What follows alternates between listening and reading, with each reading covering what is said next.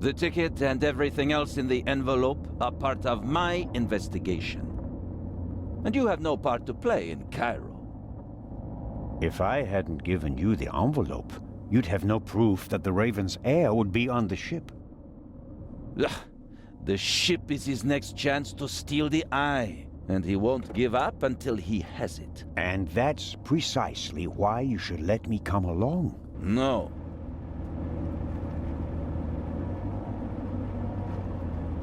I deserve to come along. What you did was extraordinary. Far more than anyone could have a right to expect from you. And you still want to leave me behind? You met our foe and barely escaped with your life. You may not be that lucky next time. It wasn't luck. You can return to Switzerland with your head held high. Enjoy your triumph. I have not achieved anything yet. The Fiend tried to kill us, and he's still at large.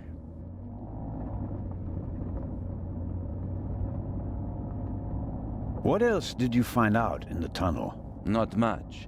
After we came out of the tunnel, Robert and I questioned the passengers. Which didn't turn up anything new. No. The engineer and the fireman were missing. They were found a few kilometers back on the track. Both claimed to have been overwhelmed by a shadow and thrown off the train. But you don't believe that. I'm checking their stories. One of them may have been paid to eliminate the other one. How could the Raven's heir have found out about the trap? How was he able to put the dynamite in the box and place the letter? The dynamite was probably already in the box when I put it in the safe. I didn't check it. You had no reason to do so. It wasn't my only mistake. I knew someone was on the roof of the freight car, but I let myself be distracted by that damned letter. How did you know? Too late. I should have reacted instantly. I'm coming with you. Full stop.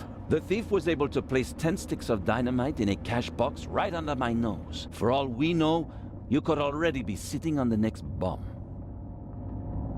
You cannot come. But, Inspector...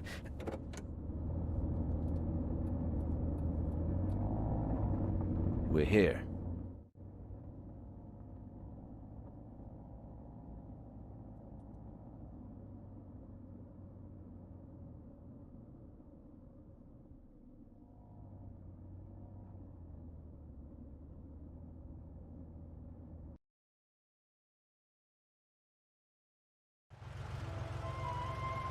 Inspector Legrand, an urgent telegram from Paris.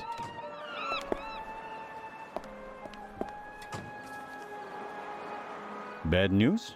It's about the unfortunate events on the train. I'm to return to Paris and explain myself. But sir, what about the eye? They want to inform the Egyptian authorities that there might be a burglary attempt. Might? Egyptian authorities? What if the jewel is stolen at sea? I know. I never received it. Keep a close watch on the loading of the eye, Robert. Aye, sir. It was a pleasure meeting you, Constable Zellner.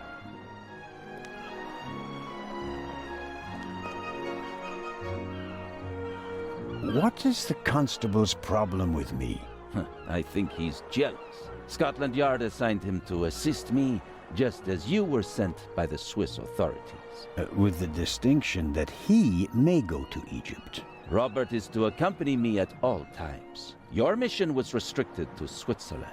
At this moment, I want to be sent back to Switzerland just as much as you want to be sent back to Paris. I know, but I'm walking on thin ice, and I can't carry you too.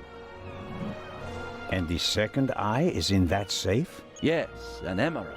It's been kept in a bank in Zurich since the start of the war. I personally took it out of the bank vault, and Professor Lucien certified that it was the real thing. And while a fake jewel was sent by train... The real one was brought here in an armored car. How is it protected? You can only open the safe if you have 3 special keys. Professor Lucien has one, and Baroness von Trebitz, who's paying for all this, has the second. The third was sent by air courier to Dr. Abbas Mokhtar, the director of the Egyptian Museum in Cairo. So, Not even you could possibly open the safe before it arrives in Egypt. That's correct. We don't want to make it too easy for potential thieves. Commendable. I hope you're aware of the fact that you're risking your career. Indeed I am. Why do you care so much about this case? Someone pretends to be the Raven, and you promptly risk your career? What if he's not just pretending? What do you mean by that? It's his handwriting. And there's only one person who ever called me Nico. Have you ever considered the possibility that I shot the wrong man? But what do you mean by that? Let us assume just for a moment that the person I shot and who fell from the roof was not the Raven. Who would have cared enough to uncover the truth? The chief of police, the politicians? No. They wanted to revel in a successful manhunt, and it was the best thing that could have happened to the Raven. The search for him was over. He had no reason to fear me anymore. I had so many medals afterwards that he could hear them jingling kilometers away. And now he's back? And you're the only one who can stop him? Does that sound probable to you? The feathers, the letters. Nico. No one outside the police force knew that the Raven used to call me that in his letters. Policemen gossip, and there are plenty of forgers. You can't seriously intend to stake your reputation on such weak evidence. My reputation rests on something that I probably did not do. I have to find out who's behind all this. Let's review. One of the two most valuable jewels in the world was stolen. Obviously, the second one will be next. And you suspect a legendary burglar who's been dead for 5 years. Go on. The second jewel is about to be put on board over there, in a safe that requires 3 keys. Our thief may already have the first key, the archaeologist's key, from the train.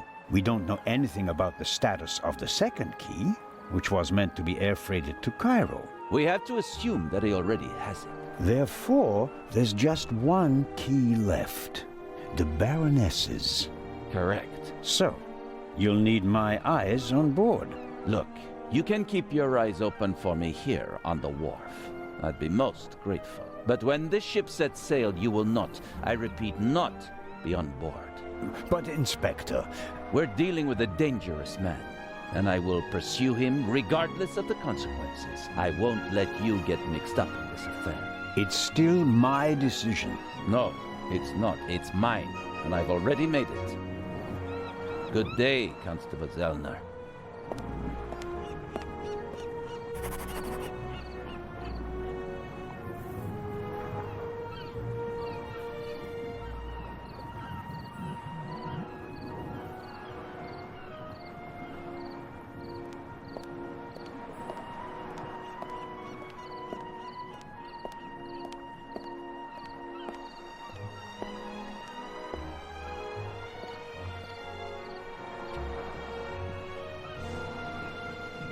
Amazing how much luggage there is for so few passengers, and I'd guess that 3/4 of it belongs to the women. I'll take an inconspicuous look up close.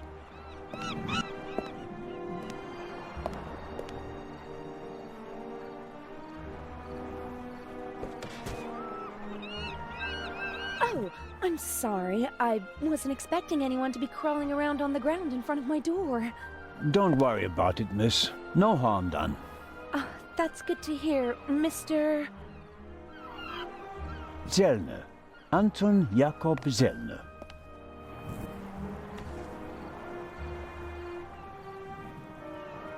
May I ask your name? Patricia Mayers. Are you American? I am. Could you help me, please? Certainly.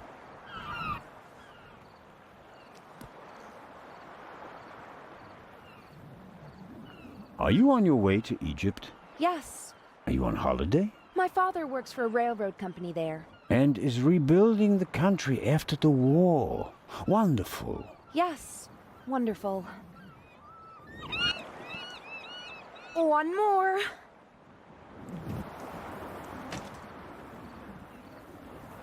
You're lucky to have a father who takes you to so many interesting places. Oh, yes. Lucky me.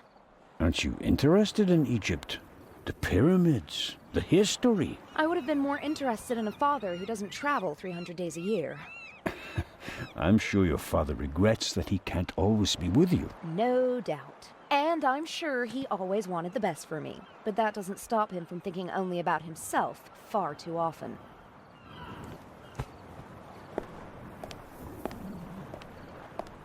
Bring my luggage on board, please. Excuse me? It was a pleasure meeting you, Constable Zellner. Impertinent.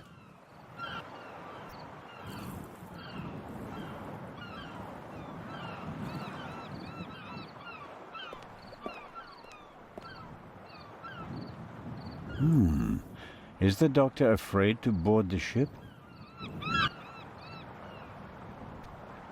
Hello, Dr. Gebhardt.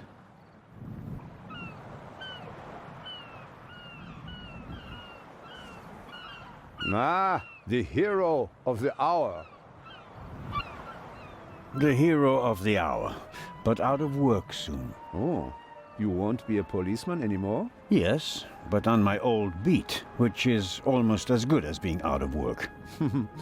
I understand. Is your new job bothering you? On the contrary, I wasn't sure whether I made the right decision until now. I'm from the Black Forest, you know. There are only mountains there, no ships. But now,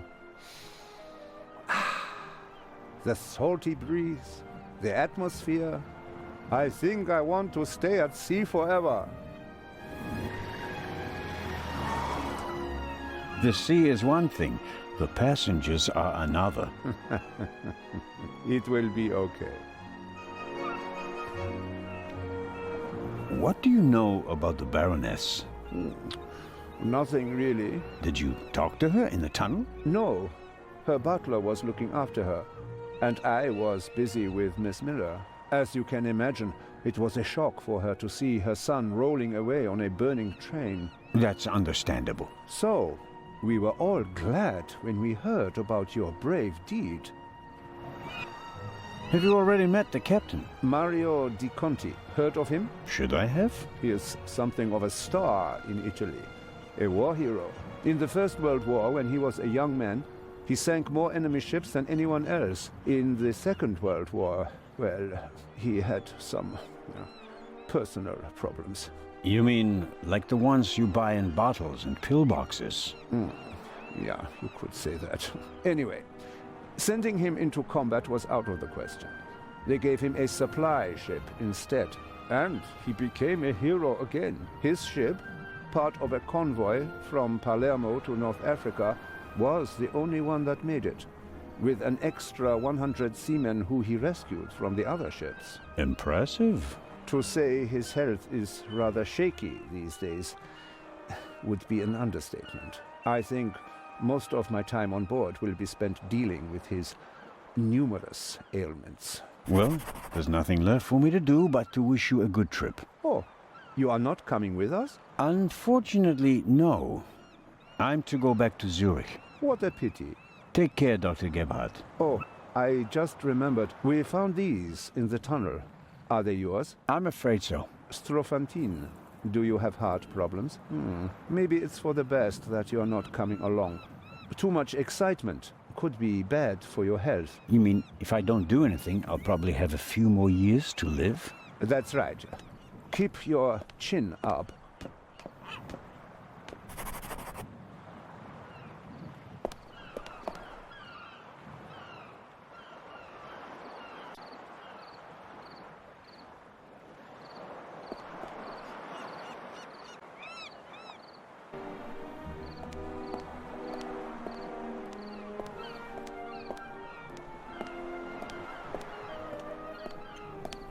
James?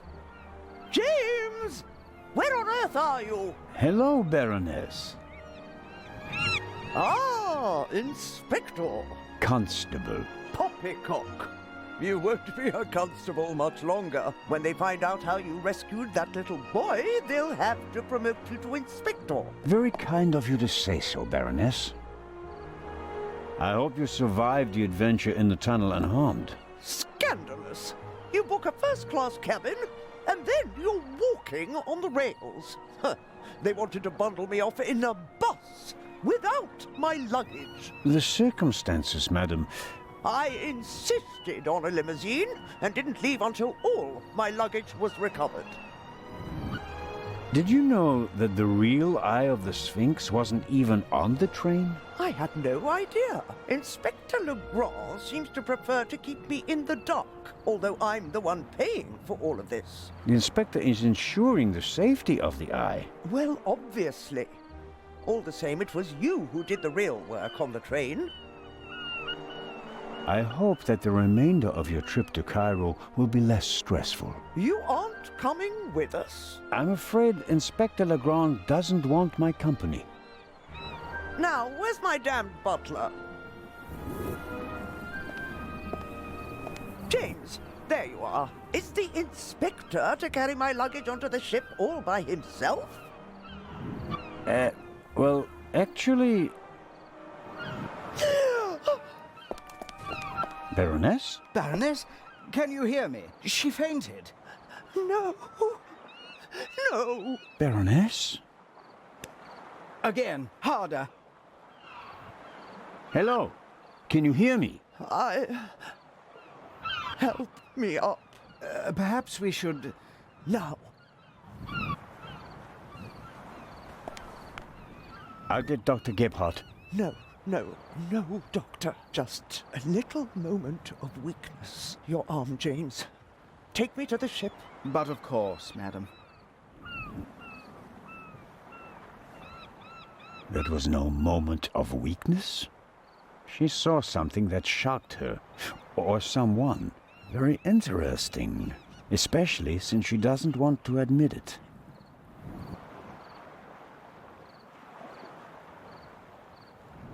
That's a fine automobile, but not even a stately sedan like this can handle all the Baroness's luggage. She was lucky that the second and third freight cars weren't buried in the tunnel. Most of her things made it unscathed.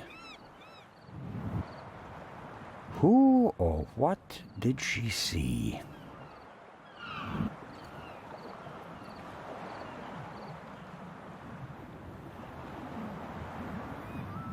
Neither of them seems to have noticed what happened down here. You'll have a tough time with her. How does one get aboard without a ticket? Not brilliant, but it's a possibility.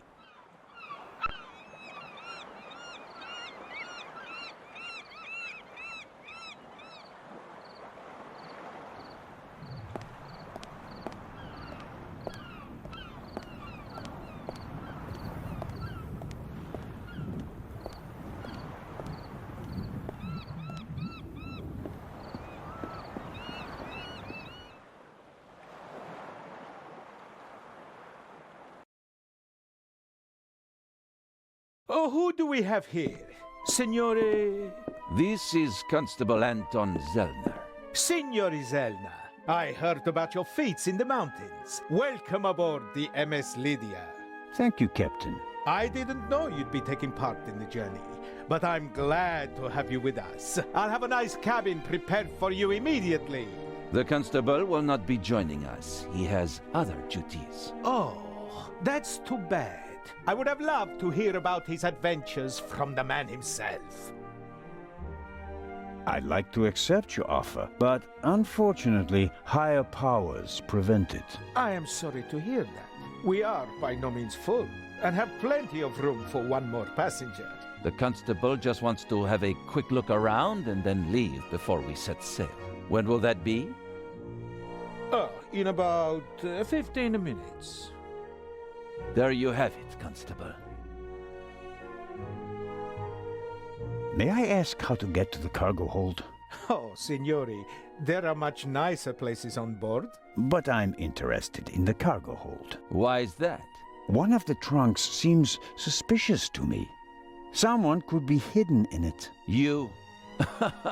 You want to imply that the most brilliant and probably richest thief in all of Europe is stowing away in a trunk? That's not his style. That's what makes it more likely that it's not him, but a copycat who's behind all this. And a copycat's style might include doing whatever it takes, like hiding in a trunk if they've lost the ticket. Oh, come now. Actually, it would be possible for a registered passenger to board the ship without a ticket. What do you mean? You can't buy a ticket for the Lydia at the counter. You book the trip in advance. We know the names of all the passengers. As long as a passenger is on the guest list, we let them board the ship. Doesn't matter if they have a ticket or not. And did any of the passengers board without a ticket? I couldn't say. We ask for a name and check it on the list. The tickets are no more than souvenirs for the passengers. So much for your trunk theory. Regardless of what you say, I would still like to examine the cargo hold. All right, then, if you like. But we'll meet here again in 10 minutes. Captain De Conti, before we depart, I'd like to send 2 telegrams. Certainly, Inspector. The cargo hold is over there. You can enter through a door on the forecastle. The horn will sound twice, 5 minutes before we set off. That's the signal for all the dock workers to leave the ship. Understood, Captain. Follow me to the bridge. You can send your telegrams from there. My time is running out. If I don't find anything in the cargo hold, my cruise will be over before it even begins. Oh, no.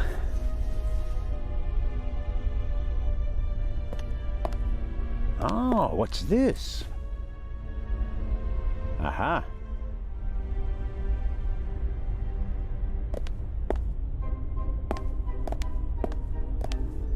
That's the young woman's cabriolet. Apparently they absolutely had to take it to Egypt, at Daddy's expense, of course.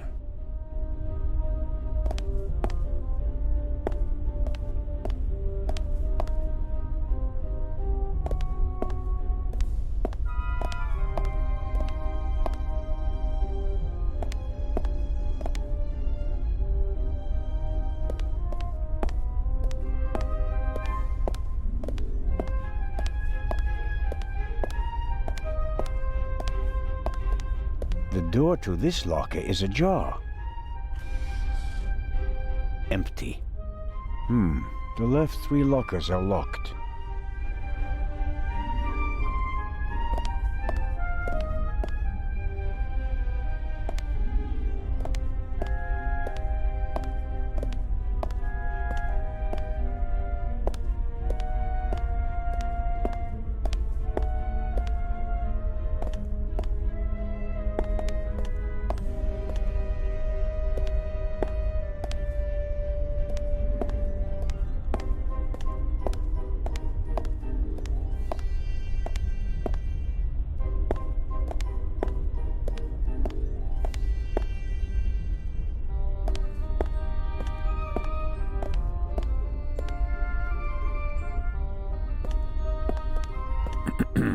Hello? Come on out. The game's up. I'm opening the trunk.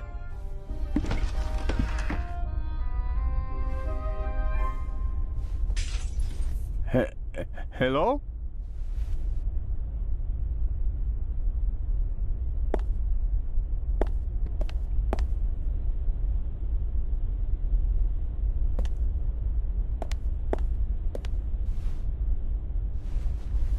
The shards are... Phew. I startled too easily.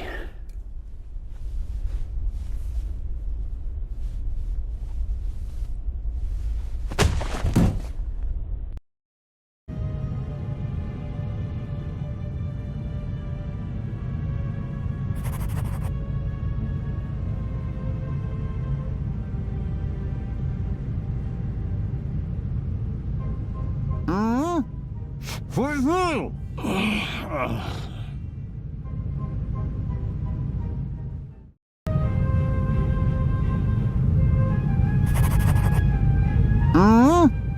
For who?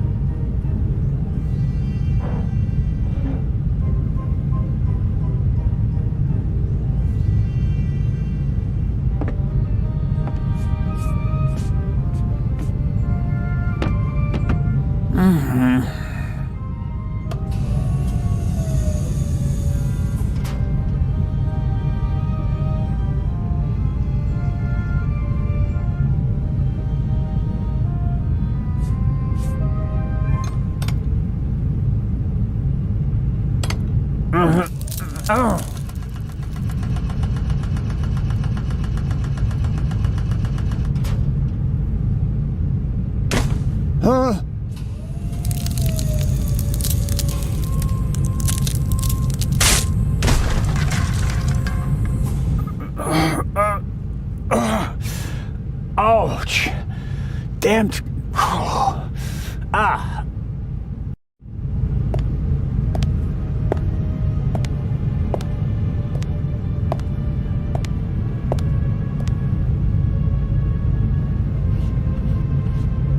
It would be best if no one found out about this.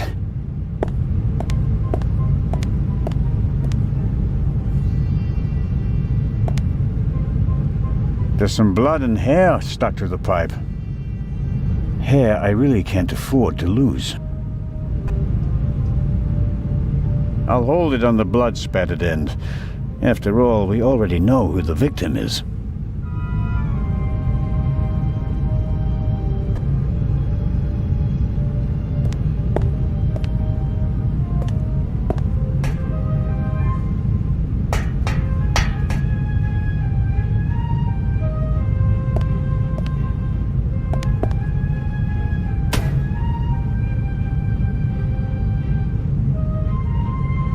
I should be careful. The gunman may still be nearby.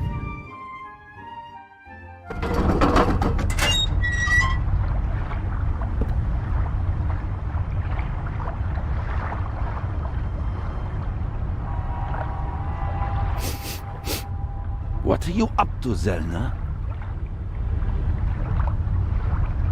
The real question is, why are you threatening me with a gun? Don't push your luck, Zelner. Why didn't you leave the ship as we agreed? I was jumped in the cargo hold. Of course you were. Here, look. Careful how you hold it. There could be fingerprints on the end. Surely you don't expect me to believe you. I was inspecting the trunk. I found it in the cargo hold, and it was clear that someone had hidden inside it to board the ship. Some people are willing to go to great lengths to be a part of this journey. Indeed. Whoever it was, they struck me on the head from behind with the pipe while I was looking for clues. Oh, and they shot at me as well. Ridiculous. You wanted to come along. Orders be damned, and so you found a way to stay here. I should throw you overboard. I would have dreamed up something less painful. True. That doesn't look good. See? And there's a bullet wedged in a wooden crate down there. I don't have a gun. The doctor should have a look at it. Come with me.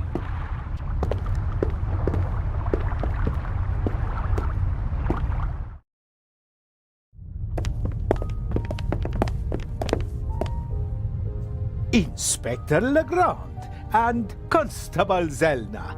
So you have decided to join us on our journey after all? So it would seem. We are searching for Dr. Gebhardt. I'm just fine, Captain Conti. Di Conti. I'm in control. I can manage. Tell James he absolutely must wake me at 10:15. Certainly, madam. Absolutely. I shall see that he does. And now I shall return to my chambers. You'll be in the bar tonight at 10, Inspector? If that's what you wish. It will be spectacular. I promise.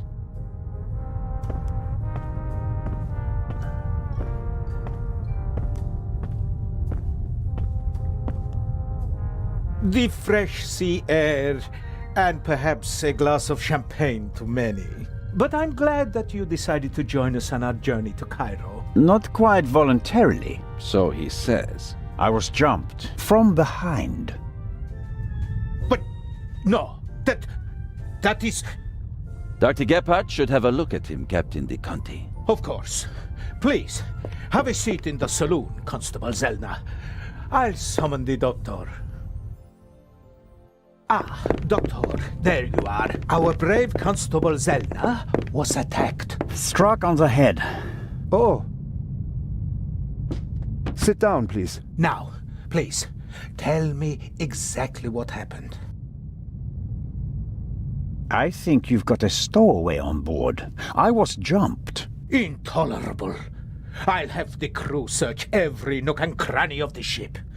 And of course, Mr. Zellner, you are cordially invited to travel as our special guest. Good to know that at least one man doesn't want to throw me overboard. Is it bad? Yes, it hurts a lot. I spoke with Dr. Gebhardt. He suffered a violent blow to the back of the head. I cannot really say how bad it is. But I can. It really hurts. Why didn't anyone come looking for me? Didn't anyone notice that I didn't come back from the cargo hold? We did search for you, but we couldn't find you. Who was supposed to search the cargo hold? Constable Oliver. I'll have a talk with him about that later. I should hope so. How many fingers do you see? 3 fingers. Okay. Where are we, and what time is it? I must have been out for ages. It's just after 8 p.m.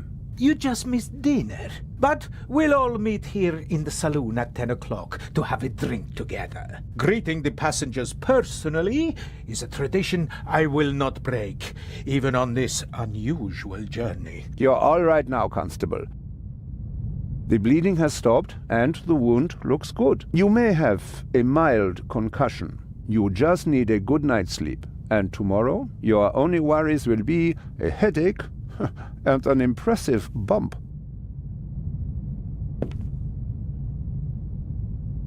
Thanks. That's a good enough reason to celebrate. Enough about crooks and thieves. From now on, you can start to enjoy your free cruise.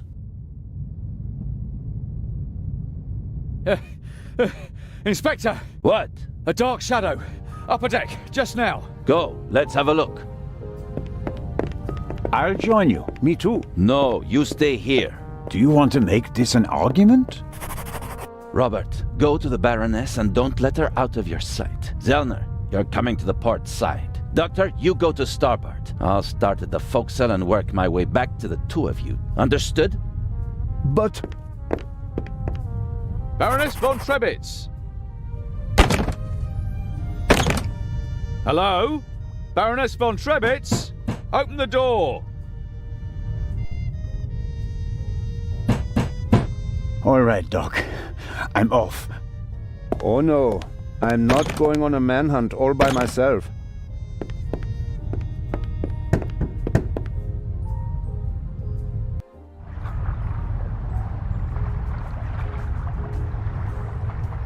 Are you okay? Maybe you had better take a rest, in case the blow was more severe. I'm okay. Zellner, up here! Come on. I think it came from up there. Sure, you just wanted to get a breath of fresh air.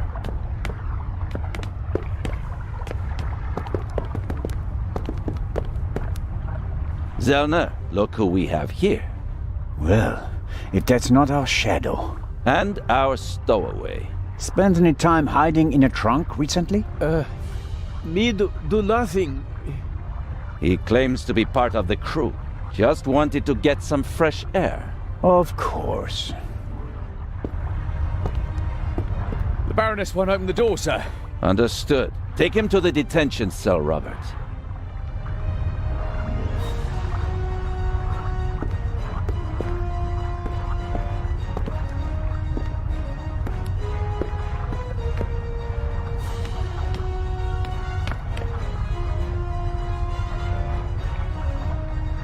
You were right. There was a stowaway.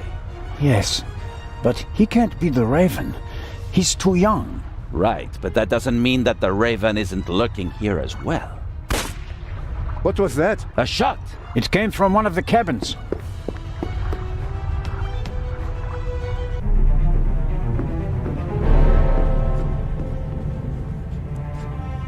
Oh no! Baroness von Trebitz? Baroness! Open the door!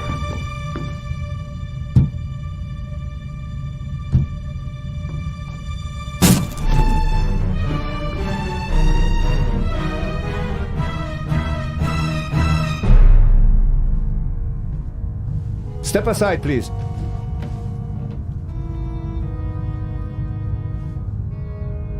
We have a murder on our hands, gentlemen. Hurry, Zellner.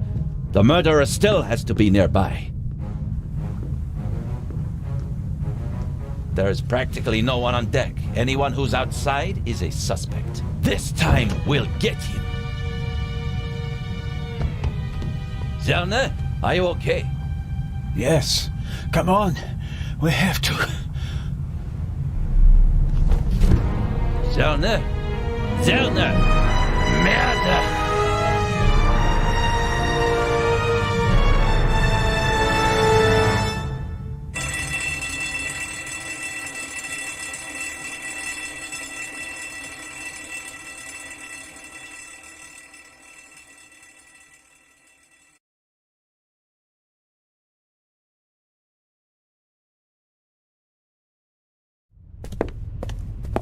Ah, you awake? Sleep well, did you?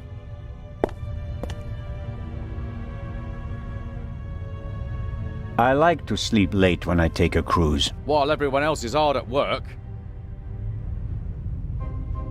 I didn't pass out last night because of the blow to my head, did I? Seems unlikely. Inspector Legrand thinks you were drugged. But how?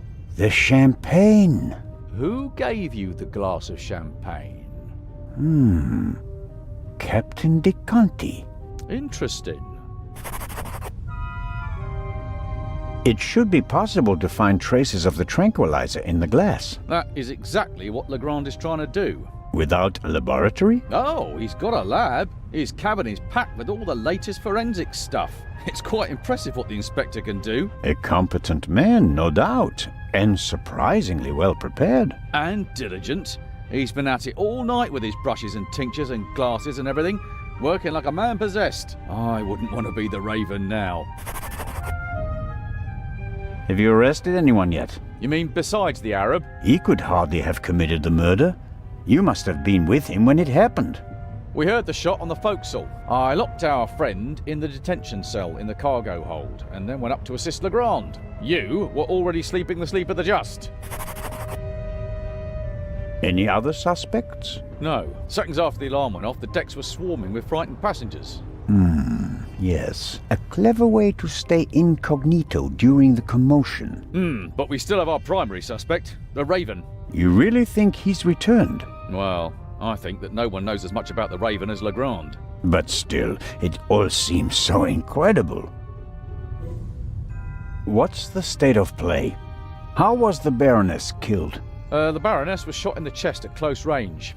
We'll know more once the doc finishes examining the body in the medical centre. And no one saw anything suspicious? No one saw a shadowy Raven leaving the Baroness's cabin, if that's what you mean. A lot of people heard the gunshot. Inspector Legrand wants to question the passengers again this morning once they've all calmed down, and he's had a chance to examine the evidence. I suppose that you and Legrand inspected the crime scene and the surroundings. Of course, and we already hit the jackpot. The murder weapon. Really? Where did you find it? On the gangway. The gangway for boarding the ship folds up and hooks onto the hull when it's not being used. The murderer probably wanted to throw the gun into the sea. He casually dropped it overboard. But it landed on the gangway. Bad luck.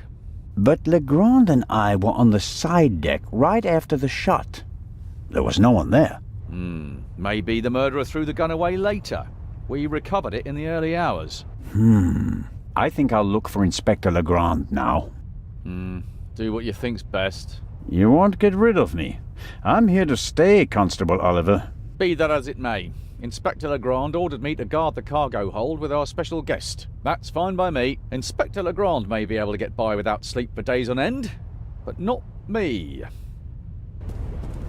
It's not easy playing with the big boys, Constable Zellner. No, it certainly isn't.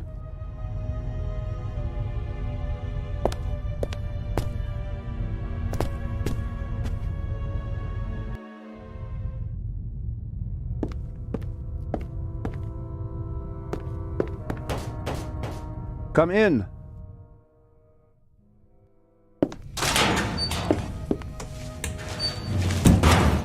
Hello, Dr. Gebhardt. And there's the next one. Excuse me? You want something else from me, don't you? I'm afraid I do. What a first day at work. Well, I am told that I was drugged. that's how it seems. What can you tell me about it? Me? Why should that be my business? Haven't you analyzed the glass? No, I haven't. The inspector said he's the better chemist. I let him do it. That way I could at least concentrate on the body. Do you think the Baroness might have been drugged? She was very tired and unsteady when Legrand and I saw her. Yeah, I heard about that. I must have just missed her in the saloon. And without having seen her myself, it is hard to make a diagnosis. Of course. Can you say something about her general health? She was quite overweight, and the butler said that she suffered from diabetes. Despite that, she hadn't visited a doctor for several years. Doesn't sound good. Happens more frequently than you might suppose. Some people are scared of doctors and pay with an early death. It is possible that the Baroness wouldn't have lived much longer anyway. Do you know whose glass I drank from? What do you mean? Captain de Conti handed me a glass of champagne. But where did he get it? I don't know. Did you ask him? I'm just asking because you were also in the saloon when the champagne was served. Yes, but I only entered the saloon a few seconds before you did. I didn't manage to get a drink myself. Which, in retrospect, is lucky. Ah, you're right about that. What's the result of your examination of the victim? She's dead. I didn't make you work all night long, Dr. Gebhardt. She was shot. Point-blank shot. Probably with a pistol. It seems like she was lying in bed. The shot struck her heart. She died immediately. One shot? More were unnecessary. And we only heard one shot, no? And there's just one entrance wound. Just one. Have you already removed the bullet? Did Legrand send you? What is that Frenchman's problem? I already told you. I will get in touch as soon as I have it. That is also what I told the constable, who he kept sending all night long, once I finally got rid of Legrand himself. Did he look over your shoulder? He probably wanted to take the scalpel from my hand and hack away himself. But this is my surgery, and I will not let amateurs interfere with my work. That's understandable. How much longer will it take? I have just finished. Send my regards to His Majesty. Thanks. I think that's it for now. No. That is it for now, then, and later. I'm going to lie down for a few hours. Can you tell that to your boss? But...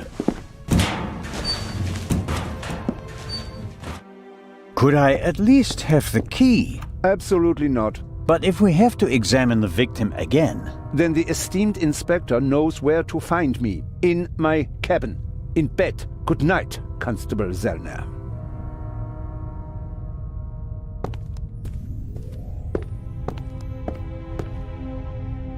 That is Legrand's cabin.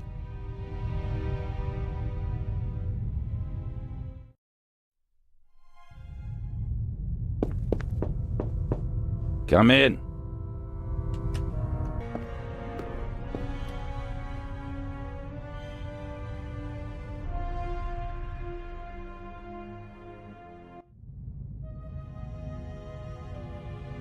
Constable?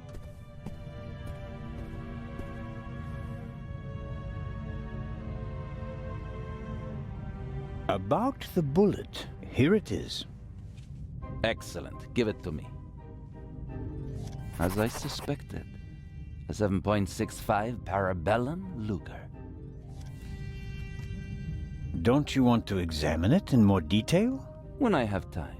For now, though, we can assume that we had the murder weapon.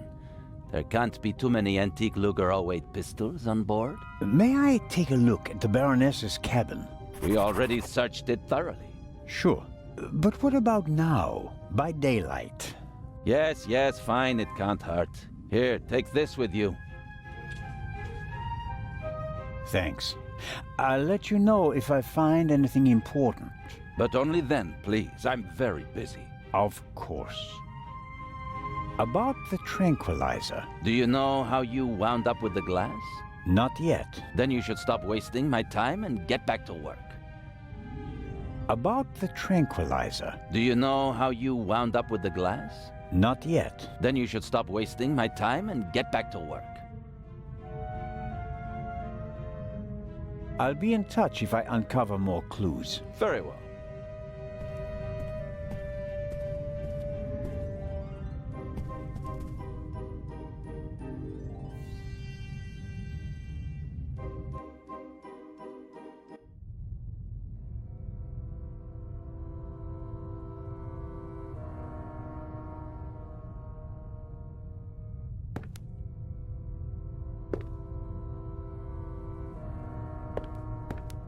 That is Legrand's cabin. I'm not paying for this trip, and that's a fair price for my cabin. It's rather plain, shall we say.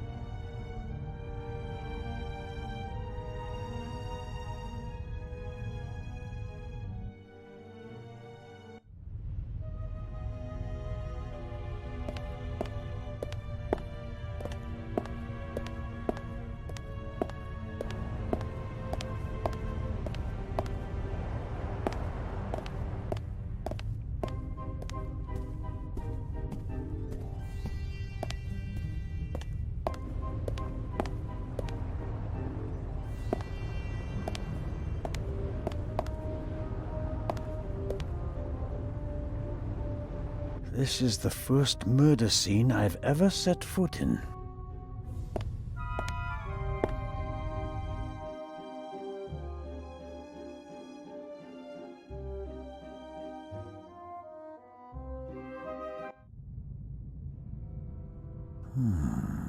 There should be a ventilation shaft behind the hatch. Usually a good way to break in and out undetected. But we're on a ship. The ventilation shafts are very small here. I can't say why, and it seems impossible, but something tells me that the murderer entered and left the cabin through the door. The only question is how.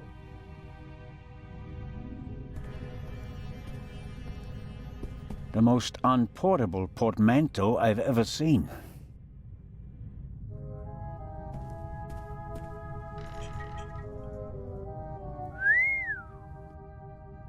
A portable bar is more like it. Must be hard work transporting this big, heavy thing halfway around the globe. And the Baroness was lucky that the other freight cars were only lightly damaged by the explosion. An impressive piece. but I don't think it'll get me anywhere with the murder investigations. Another alarm. It was tripped at some point. The seal is broken, but there's no way of telling whether it happened yesterday or 5 years ago.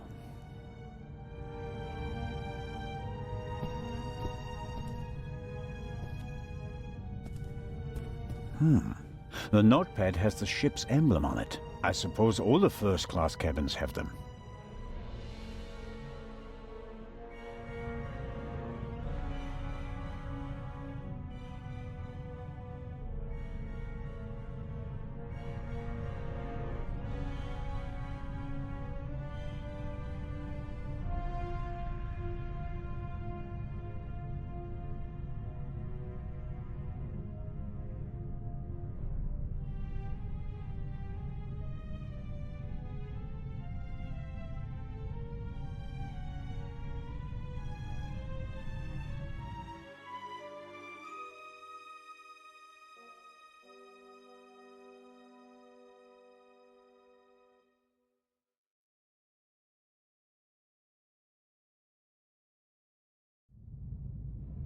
It says, Inspector, be in the saloon at 10 p.m. There is a murderer on board and I will expose him.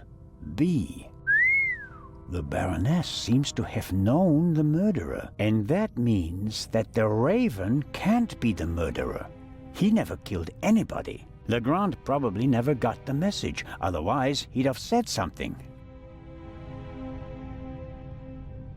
The mannequin surely came with the cabin.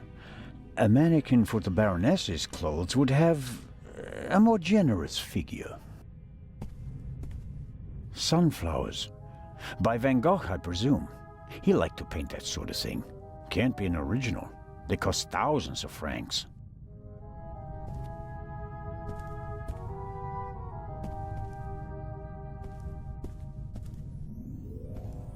There's still blood on the mattress.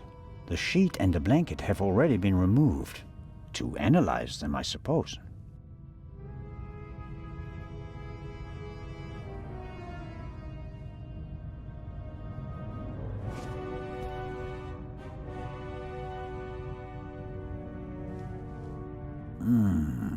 Nothing.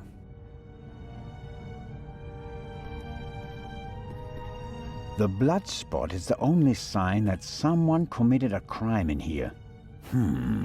Somehow... That's odd.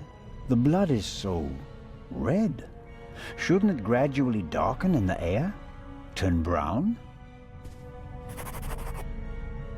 The unusual color of the blood could be something that Legrand and Dr. Gebhard missed last night. All cats are gray in the dark, as the saying goes. I should take a sample.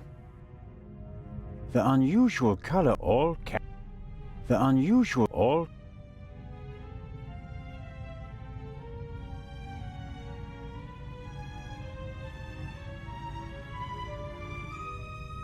Small, even stones. Probably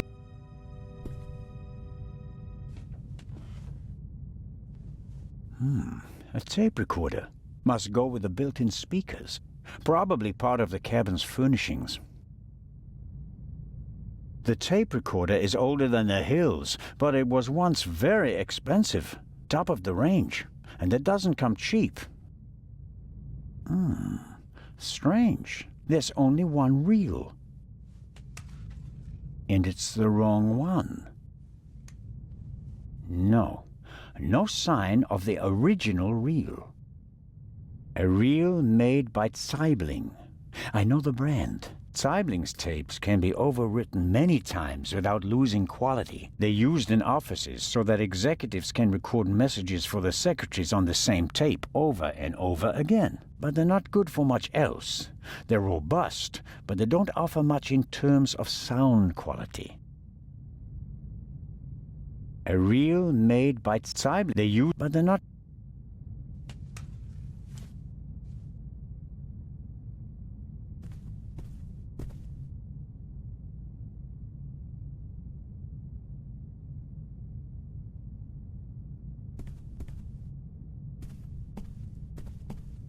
The unusual all...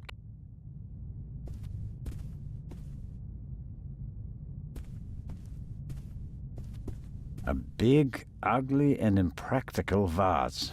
If it had a wider opening, one could at least use it as an umbrella stand.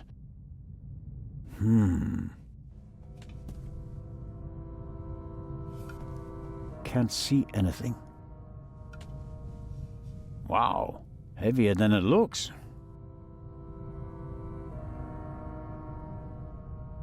Aha!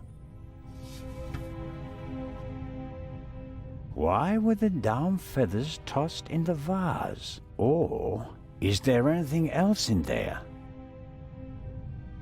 There may be something else in the vase, but the neck is too narrow to reach in with my hand. There may be some... Why were the... Oh.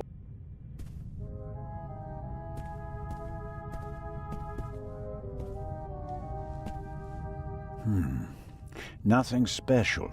Although, it seems like one of the feathers was scorched at the top. Literally burnt. I'd better take it with me.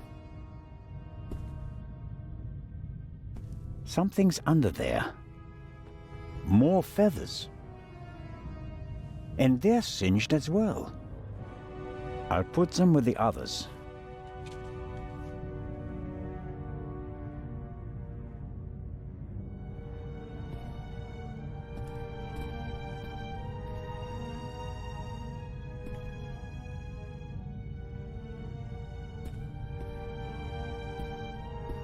Apparently, the Baroness didn't have time to unpack her bags.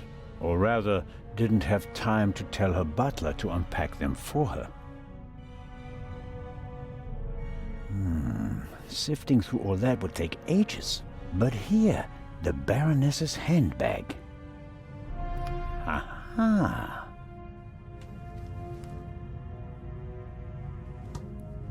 A small leather-bound book. 1964 is engraved on it. This must be the Baroness's diary. The portholes face the side deck. If someone climbed out of the cabin through a porthole, Legrand and I would have seen them. The portholes are locked. One cannot open or close them from outside. It's the same problem as with the door. If someone left the cabin through the porthole, how did they lock it? And the Baroness wasn't shot from outside. The doctor said she was shot at close range. Let's see. Yes, it's a diary, all right. Difficult to read. No entry from yesterday. A brief, sober description of what she's done recently. Met Morris, arranged benefit concert for renovation of Louvre Southeastern Wing, Times photo shoot for Eye of Sphinx, BM, poor excuse for photographer, too fidgety, and so on.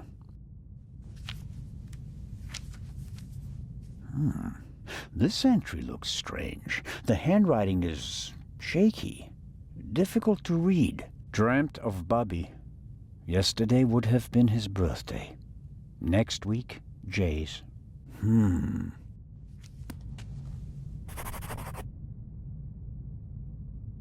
Cosmetics, a handkerchief, a spectacles case.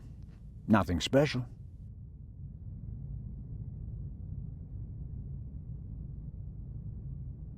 The Baroness was a very busy woman, and it looks like she had to cope with loss. She writes about Bubby and Jay. Neither seem to be alive anymore. Almost every family lost loved ones in the war. Maybe hers as well. I'll leave it there. I don't have time to read all of it.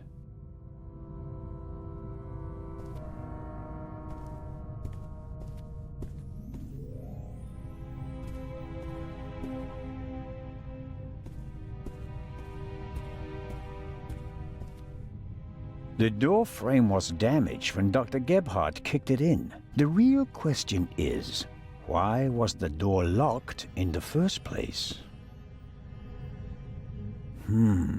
Assuming the murderer isn't a magician, and the Baroness locked the door herself before she went to bed, the murderer couldn't have left the cabin through the door. So, the murderer must have still been in here when Dr. Gebhardt kicked the door in. Which is unlikely because someone would have seen him, or he found another way out of the cabin.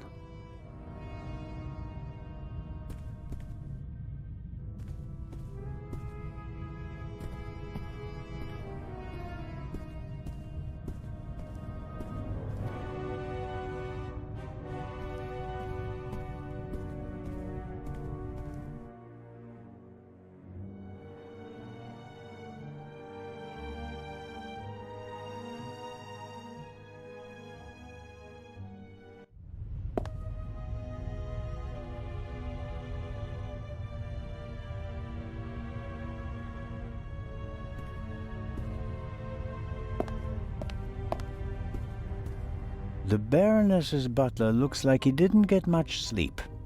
I would describe his facial expression as worried. Hello, Mr. Inch. Oh, Constable, hello. You look the worse for wear. It must be terrible for you. Quite terrible. No one will hire me now. Excuse me? My mistress was murdered. Would you hire a butler who's been mixed up in a murder? But if it turns out that you're not guilty... If, but what if not? Who else would they blame? There are no gardeners on this ship. I understand your problem. Under these circumstances, I'm sure you'd answer some questions that could help clear your name, wouldn't you? Of course. Did you notice anything suspicious last night? No, sir. After the Baroness went to the saloon, I went to the forecastle. I was there until the alarm went off. I went to the side deck and arrived shortly after Professor Lucien and Miss Miller. We found you and Inspector Legrand there. You were unconscious, and the inspector asked us to take care of you. Did you hear the gunshot? No, just the alarm, sir. You said you were on the forecastle. It sounded like the Baroness let you have the rest of the night off. Not entirely, sir. One of the crew informed me that the Baroness wanted to be roused at 10:15. Right. Why was that? I suppose that she wanted to toast the success of the journey with the captain and the other passengers. She hadn't intended to take a nap then? That was not her way, sir. She had a lot of spirit, shall we say, when it came to social engagements and a glass or two of champagne. The Baroness's cabin seems to have been ransacked. Indeed, sir, by the Baroness herself. Really? She was searching for something the entire afternoon. And did she find it? I think she did, sir, yes. She was in high spirits when she finally left her cabin. You wouldn't happen to know what she was looking for, would you? I'm afraid not. Would you describe the Baroness as orderly? Well, she always had a lot of responsibilities, sir. That doesn't answer my question. She used to take a lot of luggage on journeys, and I helped her keep track of it as best I could. She was always very angry when she couldn't find something. What about the photos and the documents I saw in her cabin? I really don't know. They were out of bounds to me, sir. Memories from the war, I'd say. They meant a lot to her. The Baroness seemed to be pretty drunk the last time I saw her. Is that so? Does that surprise you? Did the Baroness not drink? Oh, yes, she drank. It was no secret. I understand. How serious was her habit? Serious enough, sir. Was she under any medical supervision? Certainly not, sir. She adamantly refused to see a doctor. Like so many elderly women, she had a distinct aversion to hospitals and the like. How long had you worked for the Baroness? 6 months, sir. Only 6 months. I always thought that butlers stayed with their employers for decades. Those decades have to start at some point, Constable. Her former butler wasn't able to fulfill his duties any longer. Gout, sir. I understand. I took on his duties and hoped for a secure position for the next 20 years. May I ask what happened to your arm? A souvenir from the war, sir. Doesn't it hinder your work? Yes, sir, obviously. I didn't mean to offend you. The Baroness had a soft spot for disabled veterans. I think she'd been through a lot herself. I think that's all for now. Please, sir, find the murderer. You have to clear me of all suspicion. The Baroness's butler looks like he didn't get much sleep.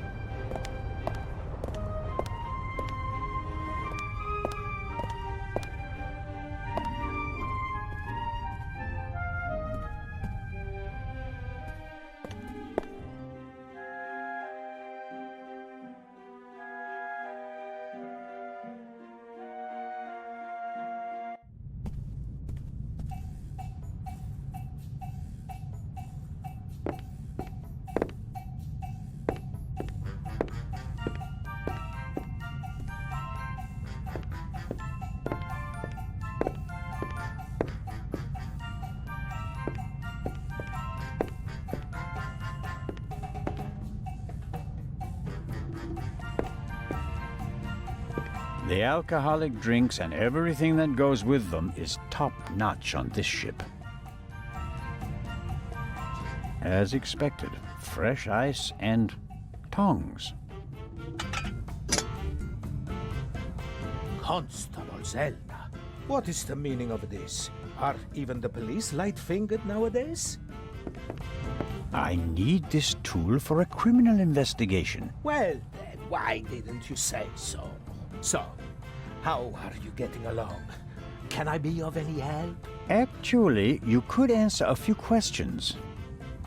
What was your experience of last night? Oh, terrible. Dinner was fantastic. Everyone was excited about having a pleasant drink under the stars. And then this. You were in the saloon all night long. As the captain, I have to care for my passengers. After you and the others rushed out, I tried to maintain a festive atmosphere. But when the alarm goes off, I lose the battle.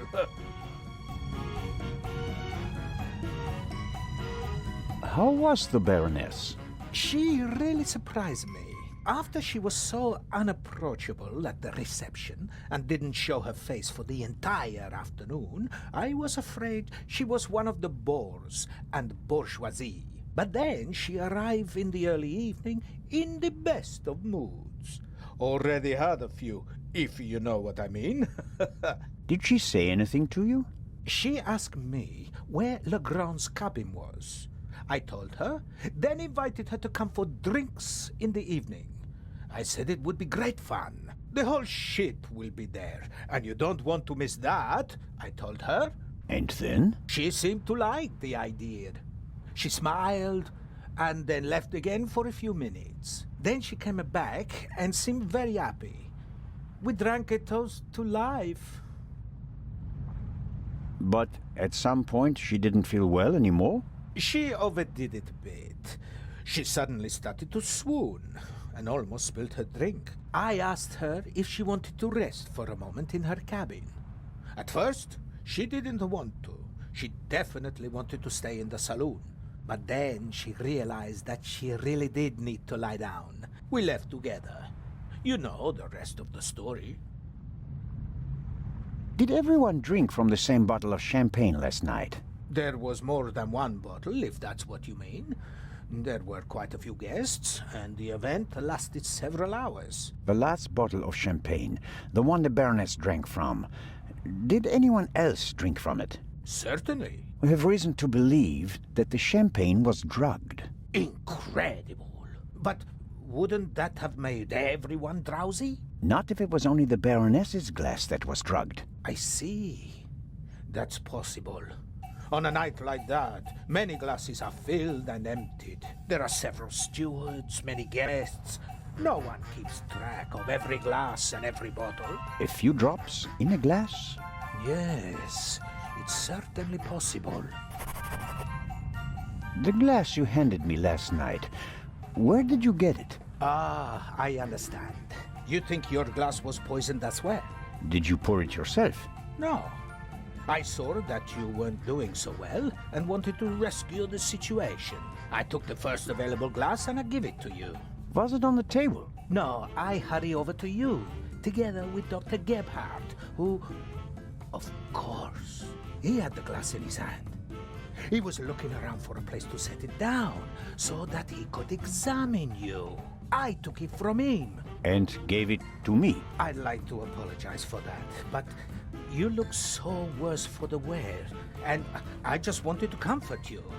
I didn't think of looking for a new glass for you.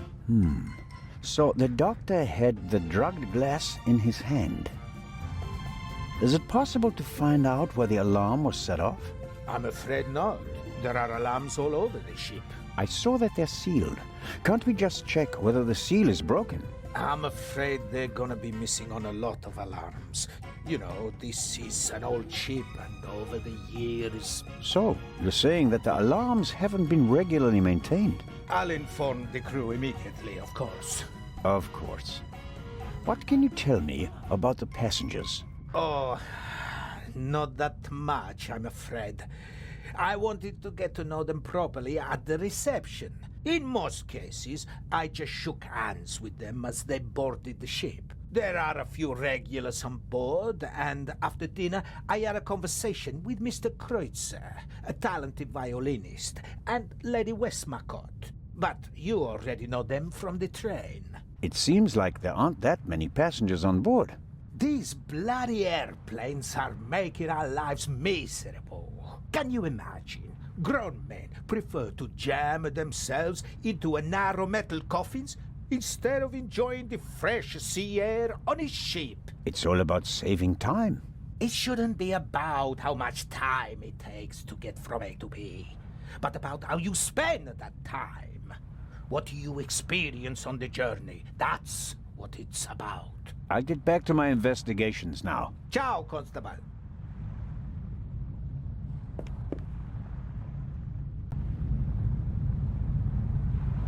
The alcoholic drinks and everything that goes with them is top-notch on this ship. Fresh ice and tongs.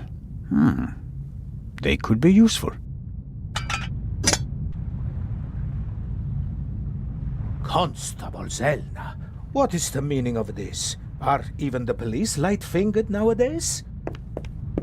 I need this tool for a criminal investigation. Well then, why didn't you say so?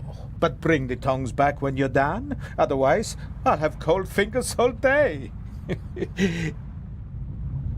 Lady Westmacott seems to be an early bird, but maybe that's just because of all the excitement. I saw a twinkle in her eye on the train. She's eager to be part of a real detective story.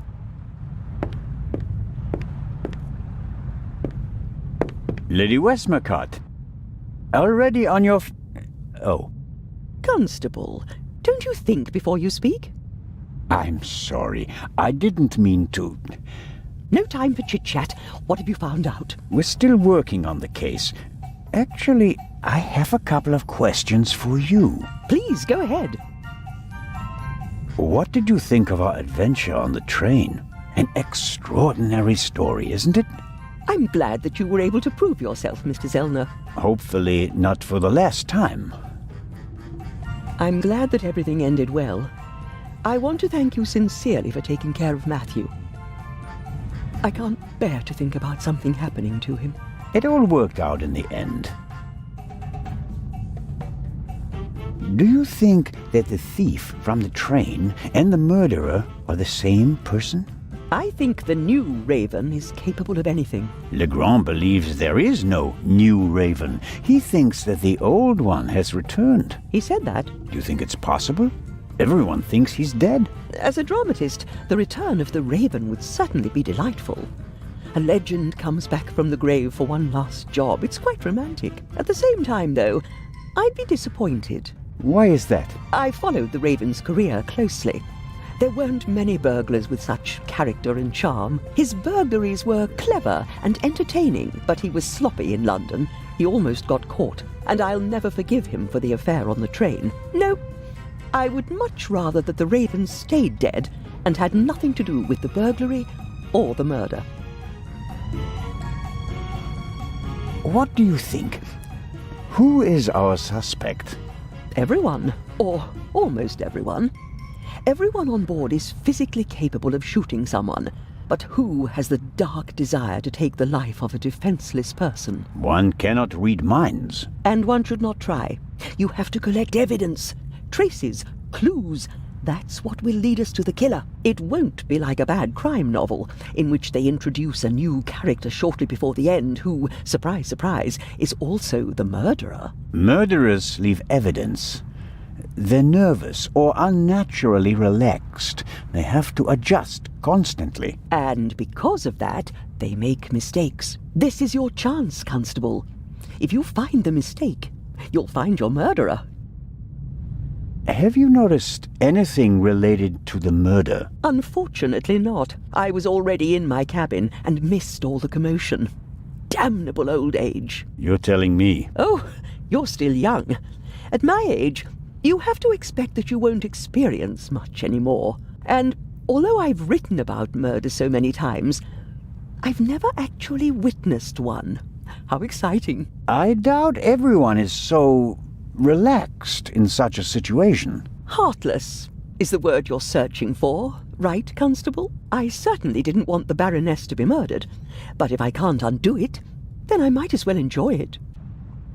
What do you think of Inspector Legrand? He seems to be as skilled as everyone says. Intelligent, focused. I had a chat with him yesterday, and he impressed me, but there's something haunted in his eyes. I don't think he ever really stopped hunting the Raven. Catching the Raven made him famous. What if he actually shot the wrong person? Unjustified fame bothers people, the good ones at least. And you think he's one of the good ones? Anyone who tries so hard to tear down his own memorial must be honourable. Or insane. I have to be going, Lady Westmacott. Please keep me informed, Constable Zellner. Of course.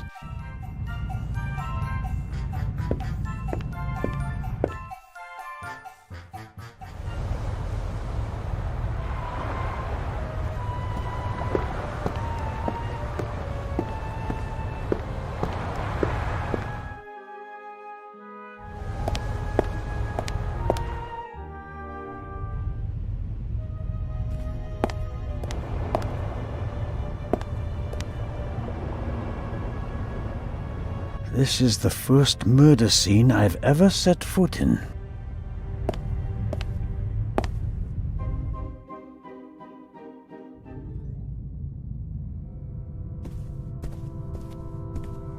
There's still blood on the mattress.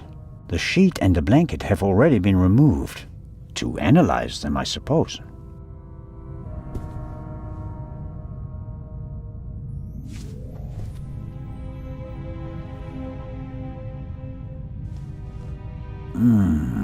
Nothing. The blood spot is the only sign that someone committed a crime in here. Somehow... That's odd. The blood is so red. Shouldn't it gradually darken in the air? Turn brown?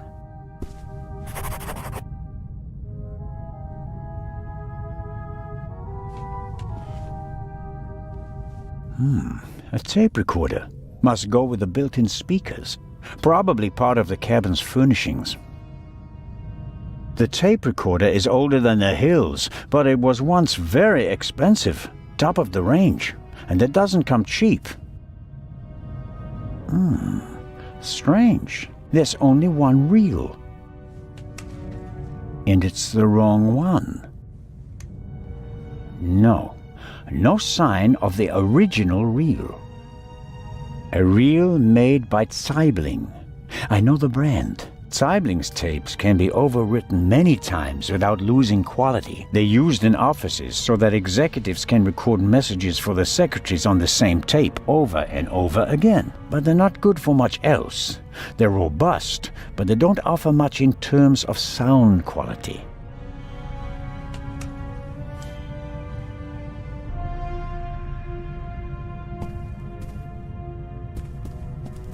A big, ugly, and impractical vase.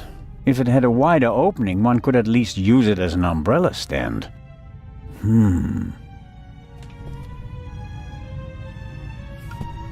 Can't see anything. Wow, heavier than it looks.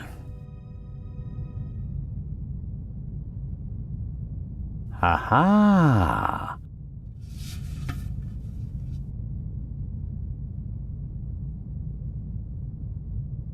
Why were the down feathers tossed in the vase? Or is there anything else in there? Could work. There's something in there.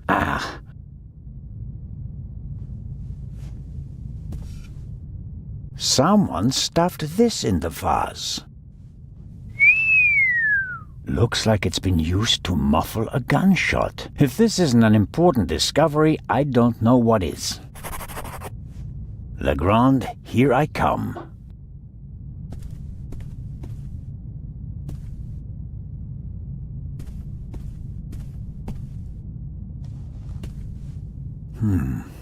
Nothing special. Although, it seems like one of the feathers was scorched at the top. Literally burnt.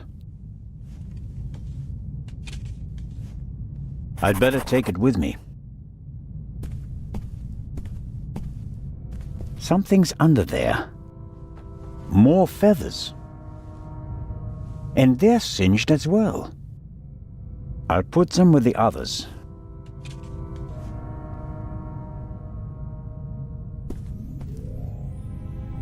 The portholes face the side deck. If someone climbed out of the cabin through a porthole, Legrand and I would have seen them. The portholes are locked. One cannot open or close them from outside. It's the same problem as with the door. If someone left the cabin through the porthole, how did they lock it? And the Baroness wasn't shot from outside. The doctor said she was shot at close range.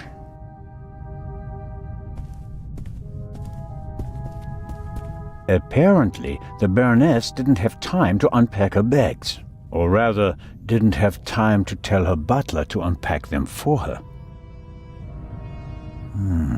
Sifting through all that would take ages. But here, the Baroness's handbag. Ha-ha!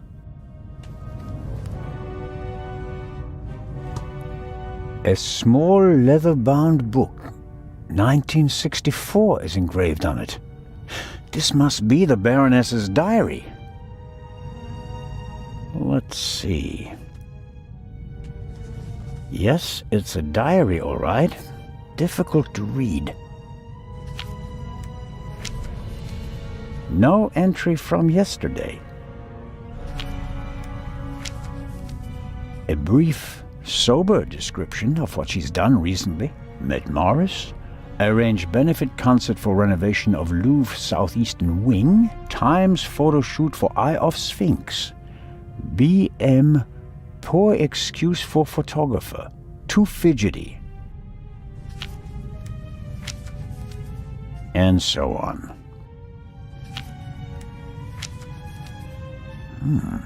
This entry looks strange. The handwriting is shaky. Difficult to read. Dreamt of Bobby. Yesterday would have been his birthday. Next week, Jay's.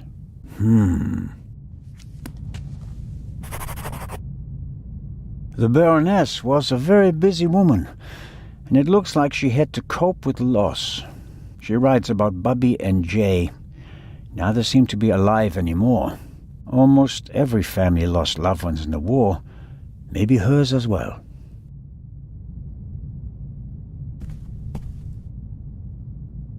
The mannequin surely came with the cabin. A mannequin for the Baroness's clothes would have a more generous figure. The notepad has the ship's emblem on it. I suppose all the first-class cabins have them.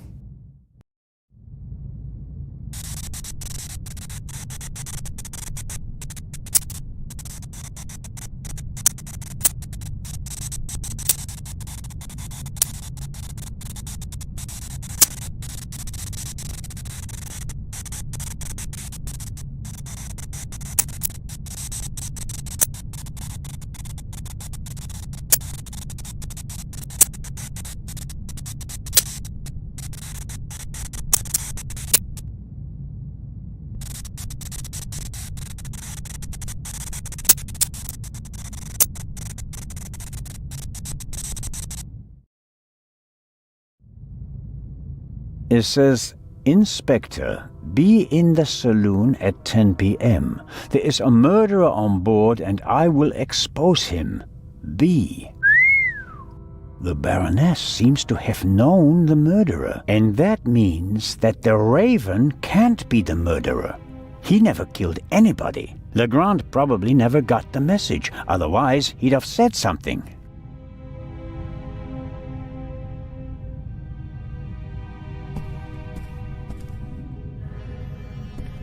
The most unportable portmanteau I've ever seen.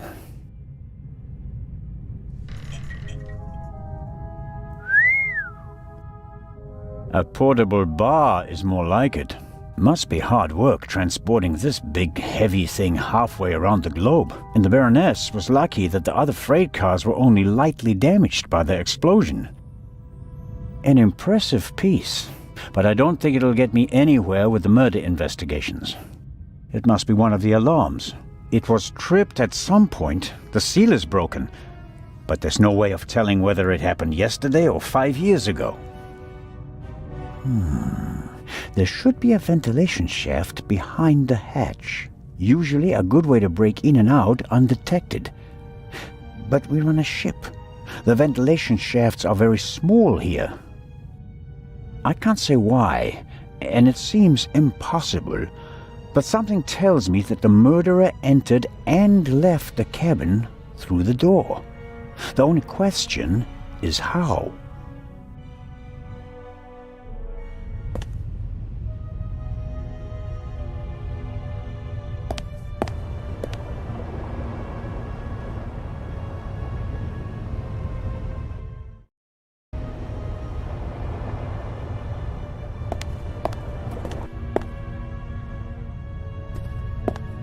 The Baroness's butler looks like he didn't get much sleep. I would describe his facial expression as worried.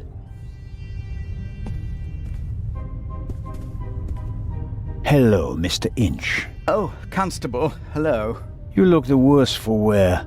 It must be terrible for you. Quite terrible. No one will hire me now. Excuse me? My mistress was murdered. Would you hire a butler who's been mixed up in a murder? But if it turns out that you're not guilty... If? But what if not? Who else would they blame? There are no gardeners on this ship.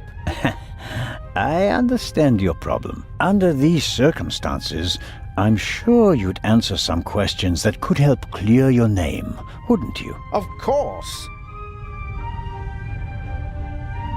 Did you notice anything suspicious last night? No, sir. After the Baroness went to the saloon, I went to the forecastle. I was there until the alarm went off. I went to the side deck and arrived shortly after Professor Lucien and Miss Miller. We found you and Inspector Legrand there. You were unconscious, and the inspector asked us to take care of you. Did you hear the gunshot? No, just the alarm, sir. You said you were on the forecastle. It sounded like the Baroness let you have the rest of the night off. Not entirely, sir. One of the crew informed me that the Baroness wanted to be roused at 10:15. Right.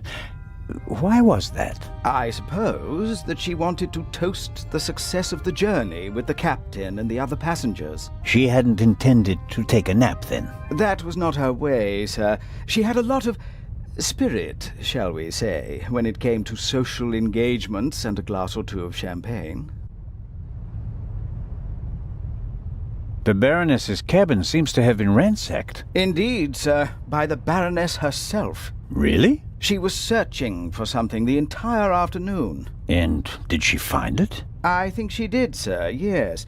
She was in high spirits when she finally left her cabin. You wouldn't happen to know what she was looking for, would you? I'm afraid not. Would you describe the Baroness as orderly?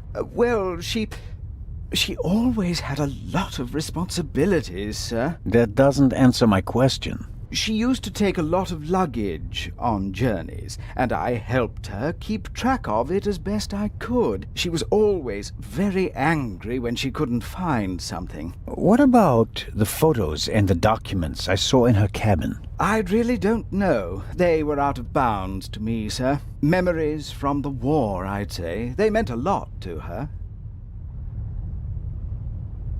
The Baroness seemed to be pretty drunk the last time I saw her. Is that so? Does that surprise you?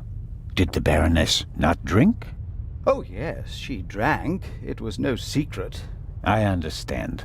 How serious was her habit? Serious enough, sir. Was she under any medical supervision? Certainly not, sir. She adamantly refused to see a doctor. Like so many elderly women, she had a distinct aversion to hospitals and the like. How long had you worked for the Baroness? 6 months, sir. Only 6 months? I always thought that butlers stayed with their employers for decades. Those decades have to start at some point, Constable. Her former butler wasn't able to fulfill his duties any longer. Gout, sir. I understand. I took on his duties and hoped for a secure position for the next 20 years. May I ask what happened to your arm? A souvenir from the war, sir. Doesn't it hinder your work? Yes, sir, obviously. I didn't mean to offend you. The Baroness had a soft spot for disabled veterans. I think she'd been through a lot herself. I think that's all for now. Please, sir, find the murderer. You have to clear me of all suspicion.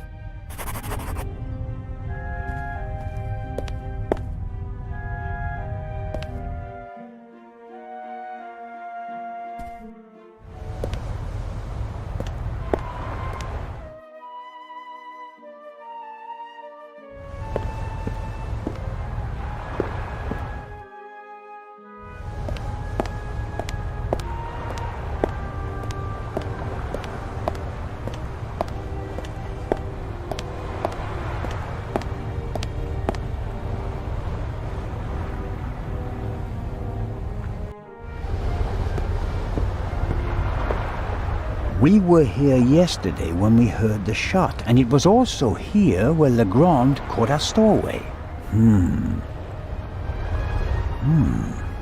A boat like this would also make a good hideout for a stowaway. The grate must be part of the ship's ventilation system. Nothing out of the ordinary.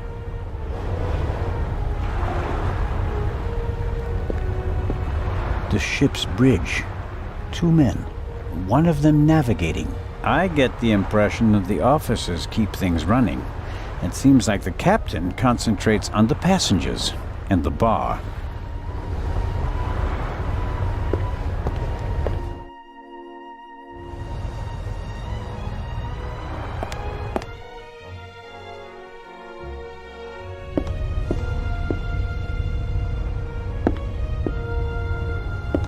It may not seem like it, but Constable Oliver is actually a very effective watchman.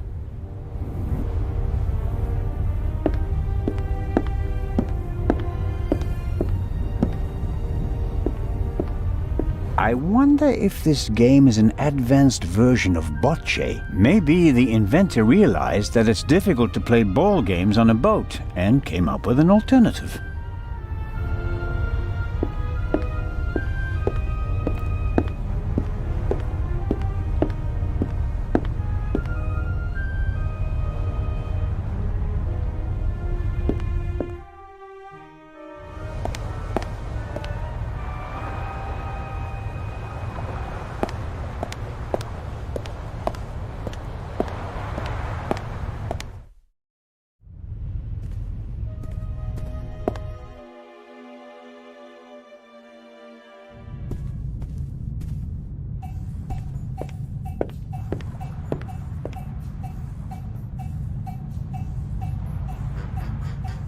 I shouldn't bother her until I have some news. Her mind is still razor sharp, and I'll need it to crack this case. I don't want to blunt it by using it too often.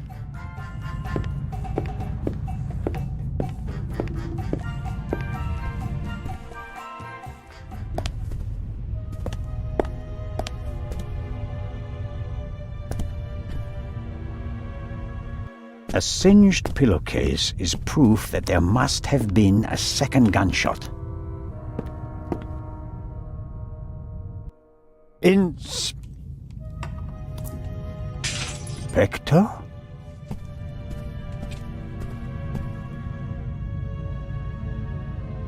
Can't you knock? I didn't realize. I'm not getting anywhere. I'm going to question each passenger individually. Anyone without an airtight alibi will be checked for gunshot residue. But, Inspector... People trip up when you put pressure on them, Constable Zellner. The Raven is nervous. He's changed his methodology and become a murderer. I'll see it in his eyes. After you. But, Inspector Legrand...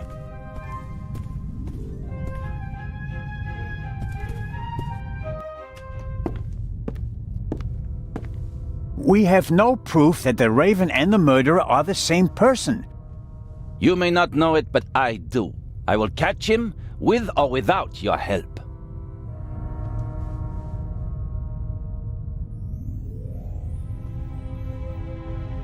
I don't believe it. What's gotten into him? Ah, well, it makes no sense to tell him about my theories if his opinion is already set. I need evidence. Or better yet, the murderer. I also need his lab if I'm going to get anywhere. I need to get in there somehow. And I really need to talk to the stowaway. He may have information, and the inspector will just ignore him, since he's too young to be the Raven.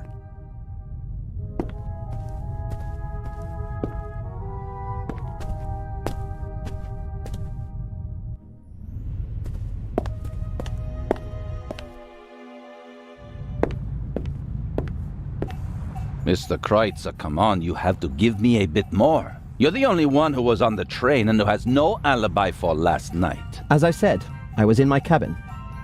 Are you sure that it was your cabin and not the Baroness's? Legrand will question the guests, one after another. But if he doesn't get the answers that he wants to hear, it could become unpleasant for them.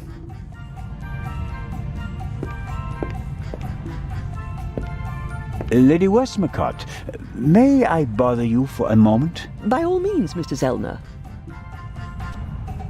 How is the questioning going? Are you implying that I'm an eavesdropper? The inspector is placing a lot of pressure on our dear Mr. Kreutzer. He's the only one who was on the train and who doesn't have an alibi for last night. Perhaps. But him? A murderer? I know people like him.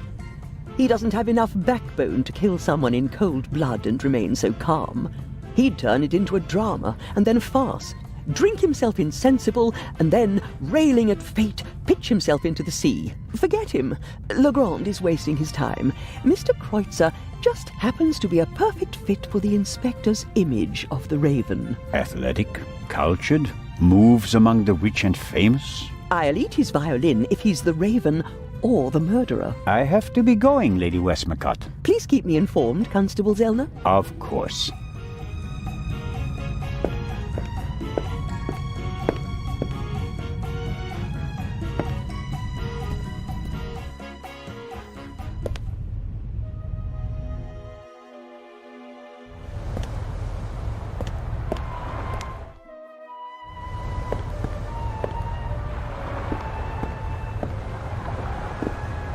Miss Mayers seems to have found an opportunity to do nothing. Hello, Miss Mayers. Hello, Mr. Constable Zellner. Did you hear or see anything suspicious last night? No, I didn't feel very well last night. I went to bed early. So, you're feeling better this morning? Thanks for asking. Do you think it's appropriate to go sunbathing in a situation like this? What situation? A woman was murdered last night. If refusing to sunbathe could bring the dead back to life, I'd go back to my cabin immediately. I'm sure your parents are truly sorry that they can't be with you at this difficult time. Maybe, but I'm not a little girl anymore. And thinking about my fiancé keeps me going. You're engaged? Yes. My boyfriend and I got engaged right before the trip. I want to surprise my parents, especially my dad. I'm sure he'll be very surprised. But what will you do if your father doesn't agree to the engagement? What choice does he have when he put me on this boat full of thieves and murderers in the first place? Charming. Enjoy the sun, Miss Mayers, and don't let us disturb you. If you're trying to make me feel guilty, Constable, it's not working.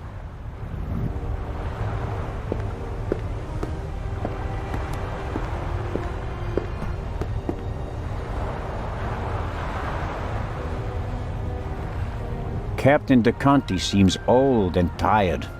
The price you pay for a life like his, I suppose. I'm sure Captain DeConti wouldn't mind a chat, but I don't think he can help me at the moment.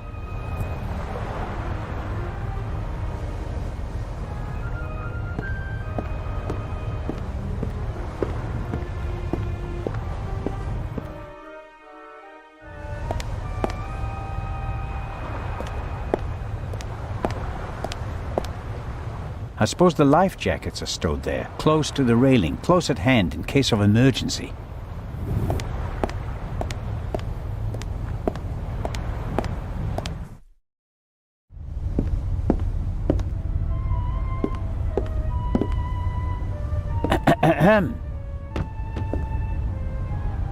What do you want?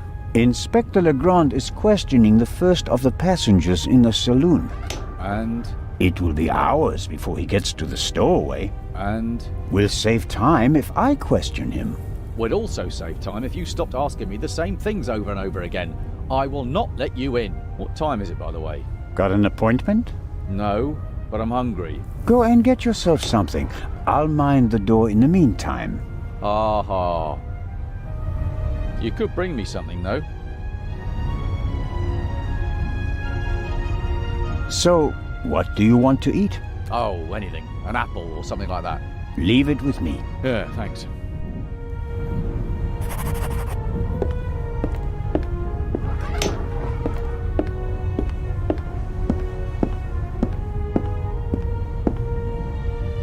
Miss Miller and the professor are talking intensely. She seems pretty relaxed, by her standards. Good morning, Miss Miller. Professor Lucien? Constable Zellner, how are you? I heard you passed out last night. Well, not quite. I was poisoned. Oh. That wretch! Who do you mean by that wretch? That stowaway. That new raven. The young man can't be the murderer. Constable Oliver had already apprehended him when the shot was fired. You mean? Whoever killed the Baroness is still on the loose. I think I should take my leave. I'd like to rest for a while. One last question, Professor. The safe in Legrand's cabin can only be opened with 3 keys. Am I right? That's correct. We sent the first to Monsieur Mokhtar of the Egyptian Museum via air freight. I have one, and the inspector has the other. But it was originally planned that someone else should carry the 3rd key, right? You are well informed, Constable. Baroness von Trebitz should have had it. But then there were concerns. And for that reason, Inspector Legrand took it himself. Was that his idea? Well, yes, you could say that. I want to go back to my cabin. I'll see you later, Mary. Oh, of course. See you later.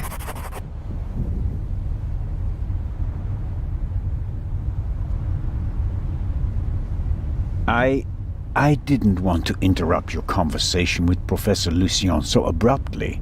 I don't know what's wrong with him. Learning that there's still a burglar on board seemed to frighten him. He was so relaxed the whole time, and then... And then the stupid Swiss constable came by and made him anxious. Oh, I didn't mean that. No matter. I'm sure he'll calm down and come back soon enough. May I ask you a few questions? Of course. How was last night for you? It was awful. I was having a conversation with Edgar, Professor Lucien, here on the forecastle. Then I wanted to look for the lady and went forward via the side deck. When I passed the Baroness's cabin, I heard a muffled scream. You heard a scream?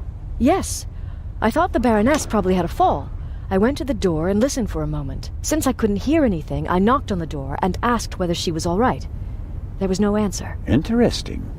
And then? I didn't know what to do, so I tried to open the door.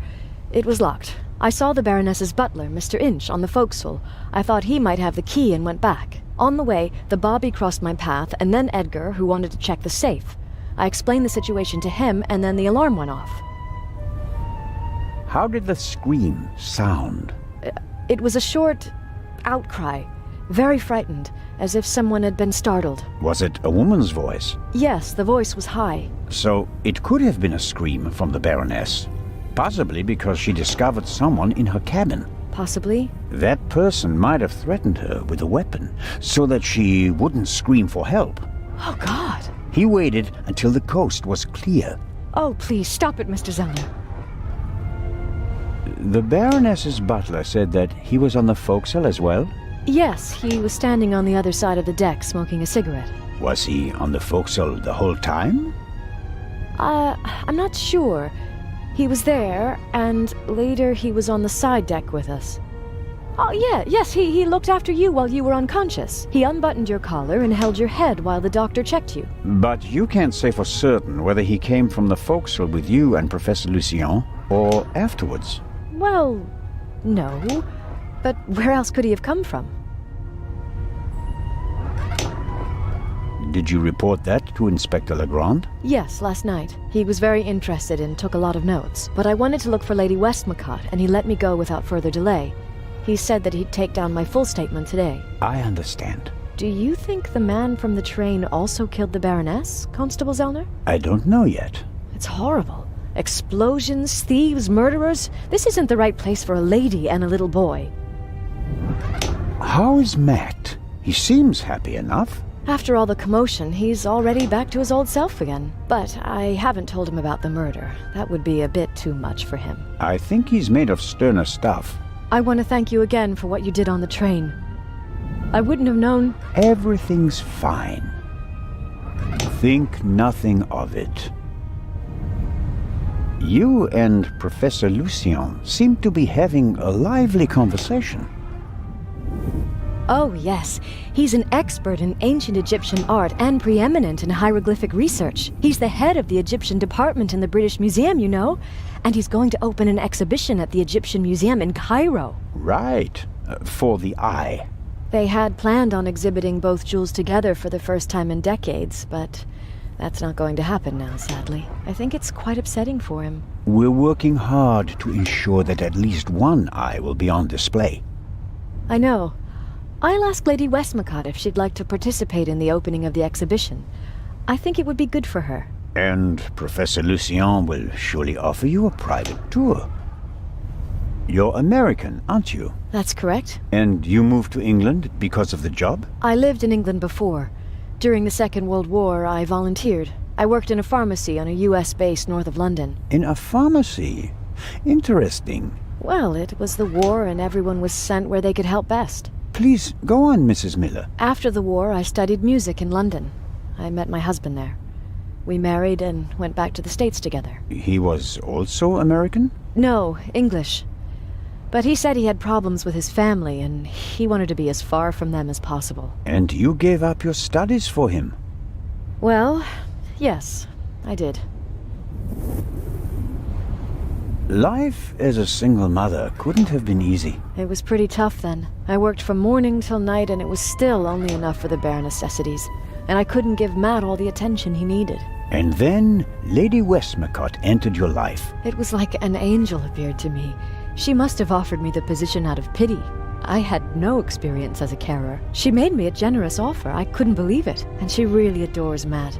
She's offered him a good education, and now he has every opportunity in life. An almost unbelievable story. I'm still afraid that it's a dream and that I'll wake up one day.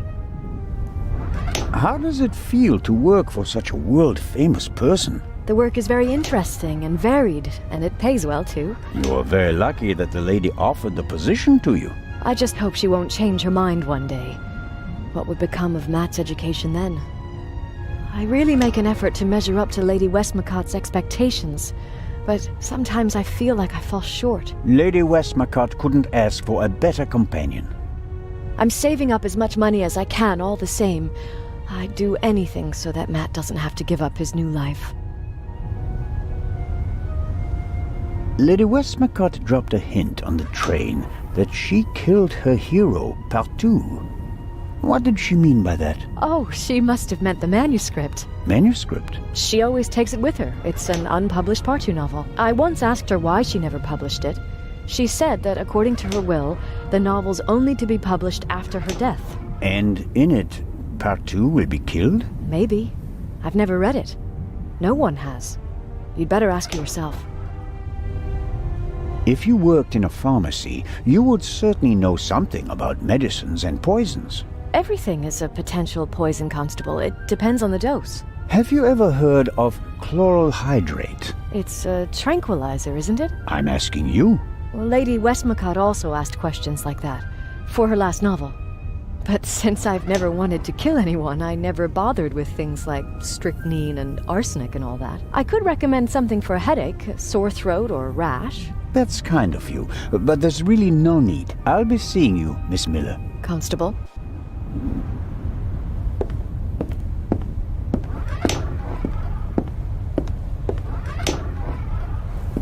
Matt is keeping himself busy with that strange game.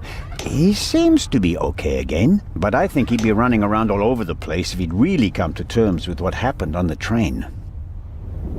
Hello there, partner. Hi. Are you all right? Uh-huh. Have you recovered from our adventure? Mm-hmm. Mr. Zellner. Hmm? What's going on? What do you mean? Everybody's acting so strange, and there's tape across that door. I saw that in a movie once. You don't have to be worried. Is it about the man from the train? It might be about the thief, yes. Haven't you caught him yet? I'm working on it. Okay. I heard you and your mom used to argue a lot. We did. Everything was bad. The house, school, the other kids. We didn't have much money, and I was always alone. You do know that your mother would love to have been with you, don't you? She had to go out to work to earn money. She wouldn't have had to, if Dad were still around. And how do you get along with her now? I'm always happy when we do something together on vacation. She has more time for me now, and I like my boarding school. I have lots of friends, and the teachers aren't so bad. Your mother and Professor Lucien seem to be on very good terms with each other. Don't you like him? Don't know. He seems to be very nice. I guess. Lady Westmacott is all by herself in the saloon. Maybe you'd like to visit her later. Sure, the lady tells exciting stories. I know. She's my favorite writer. She told me that it's not much fun to write detective novels. She'd rather write something else, but her fans always want the same thing. They made her rich and famous. I told her to write what she wants to write. If it's good, someone will buy it. And if not, at least she had fun writing it. Then she smiled and nodded. She said it was a good idea. What are you playing there? I'm playing shuffleboard. At least I'm trying to. Never played it before. It's easy. Professor Lucien explained it to me. And who won? We didn't play. You didn't want to play with him, did you? Do you want to play a game with me? Sure. Then let's get started. Oh, yeah. What are we playing for? I thought we'd just play for fun. That's boring. We have to bet something. Otherwise, it isn't fun. You English people. So I'll bet my brand new slingshot. And you? I don't want to gamble. How about ice cream in Cairo? Okay. If I win, I get the slingshot. If I lose, I get an ice cream in Cairo. Hey! Never try to cheat Matt Miller. So, what do you say? Ice cream versus slingshot? All right. Let the games begin.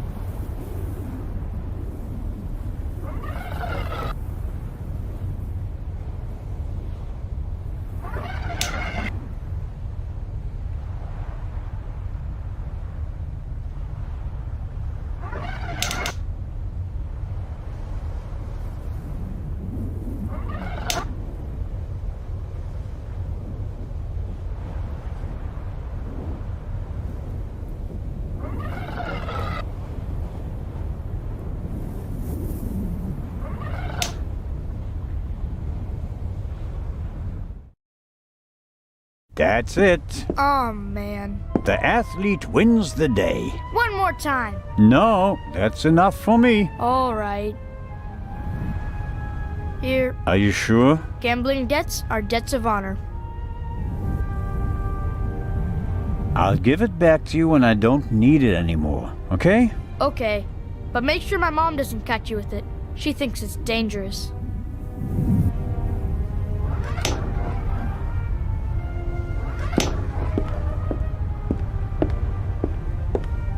All right. Ow! Ow! Ow! Ow! Ah! Hey, Zelna, what in blazes was that? What? Something hit me! You mean someone shot at you? Yes, well, no, I don't know. Didn't you notice anything? I was riveted by the fantastic view. We Swiss aren't used to seeing the horizon like this. And my bottle's broken too! Oh, I don't believe this.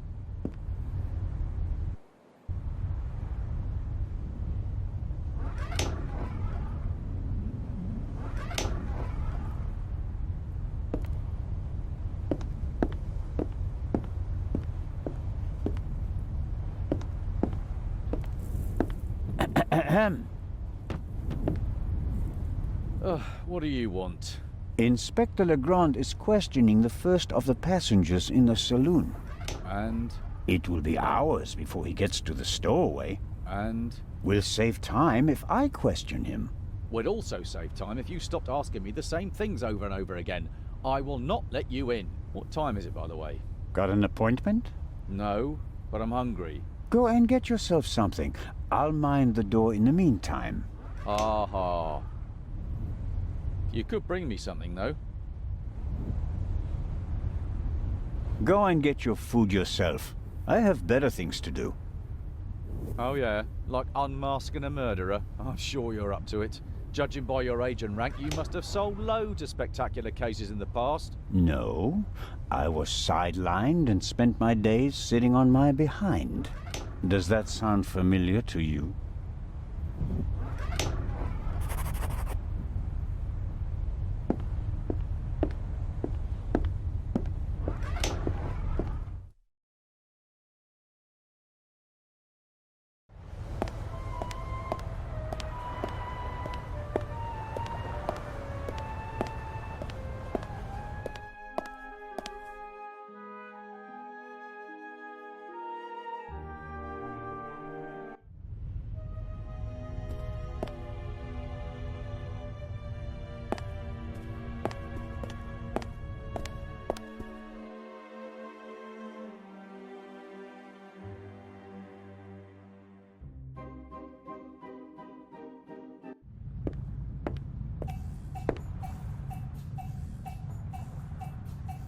Mr. Kreutzer, come on, you have to give me a bit more.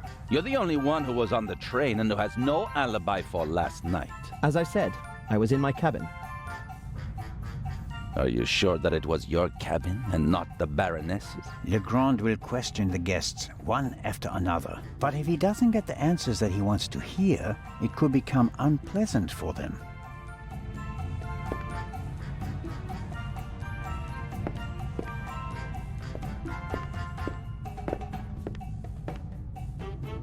Whatever Constable Oliver wants, he's getting ham and eggs.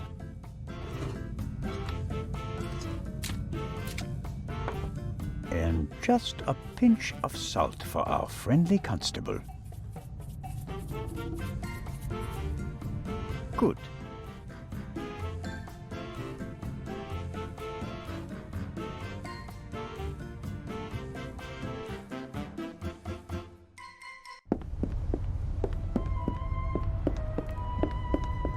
Constable Oliver. Huh? Ham and eggs, piping hot. Oh, I shouldn't really. I don't see anyone here who'd rebuke you. It was a hard night. Yeah, true. Oh, delicious. Just enough salt.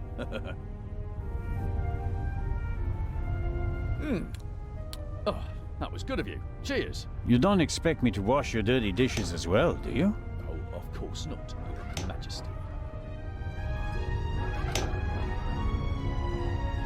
Could you bring me something to drink? Those ham and eggs were pretty salty. I'm sorry. I have to proceed with my investigations. Goodbye.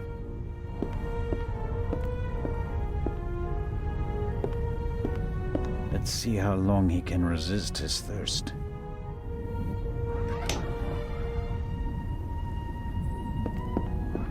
Not long at all.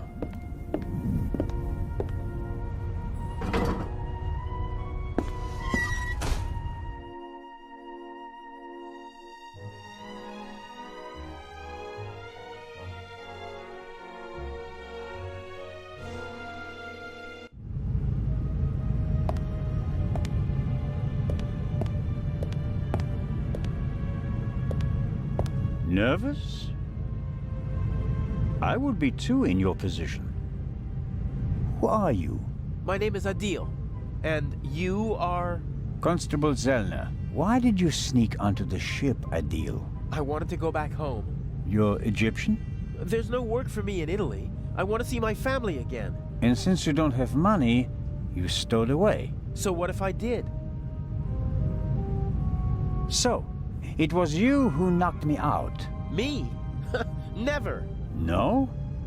Where were you when I was attacked? Well, I couldn't take anything with me on this trip, so I snuck into the kitchen and took some canned goods. Interesting. And how do you know when I was attacked? Well, I thought it was yesterday, shortly before we set sail. I take this bump personally. What were you searching for on deck last night? I was hiding the whole evening. I wanted to go out and get some fresh air, see the stars. But then suddenly, they were looking for me. Were you in one of the cabins? No. Did you see anyone on the deck or on the roof? No. And after we arrested you? The English policeman put me in this cell. Then he left. I've been here ever since. And you didn't notice anything along the way? No, nothing. What about the gunshot? Didn't you hear it? Yes. The English policeman had already arrested me. We heard a bang and looked around. And then? Then, the Bobby was in a hurry to get rid of me. He almost pushed me down the stairs and locked me in here. He left, and then a short time later, the alarm went off. Constable Oliver wasn't with you anymore when the alarm went off? No. I was scared that the ship would sink with me sitting here like a rat in a trap. It's hard for me to believe a single word of your story. Because I'm a foreigner? Because you seem to have learned our language in the space of a day. Accent-free. Believe what you want. Who paid you to distract us? What? You went for a walk around the deck and let yourself be seen. Everyone goes off hunting you, and in the meantime, your partner shoots the Baroness in peace. No, I didn't do anything. I didn't want to distract anyone. I just want to go home. You're a liar, and a bad one at that. But sir, I'm telling the truth. And I'm the Raven. Inspector Legrand will deal with you. He's lying like a cheap rug. But he probably doesn't know anything about the murder. Very disappointing. So I have to keep searching. What interests me most is the shot that was fired here in the cargo hold last night.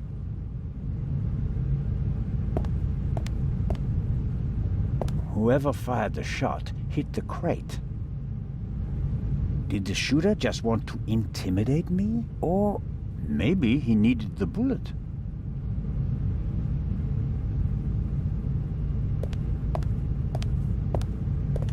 The cargo hold also seems to serve as a changing room for the crew, at least for the ones who don't wear white uniforms. A stroke of luck. The lock is open. Oil-stained overalls. And here, an old toolbox. It's been through a lot. Hardly any paint, dented, and the lid is held shut by a wire. I'll take it with me.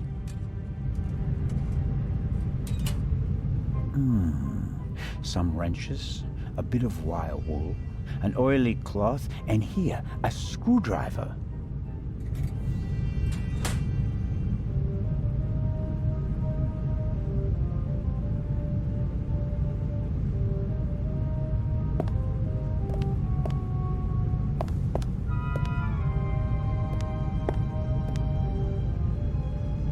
Can't see anything. If the bullet is still stuck in the wood, it's too deep to reach with my fingers.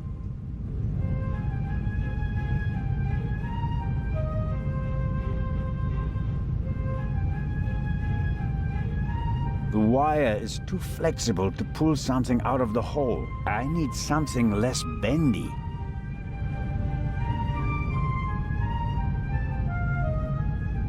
Well, I think the bullet is still in the wood.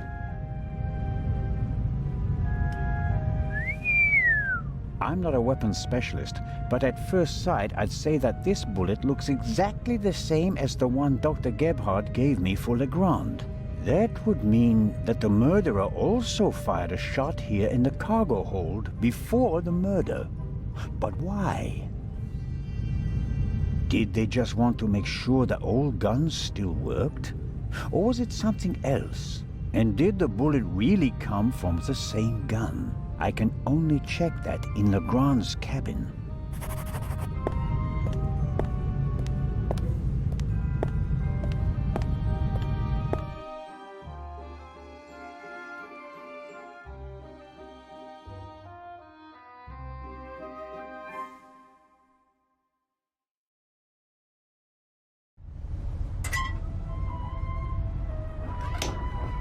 That takes the biscuit. I noticed that the door was unguarded. I just wanted to make sure that everything was all right. Tell it to Legrand. He's expressly forbidden anyone to speak to the witness before he does.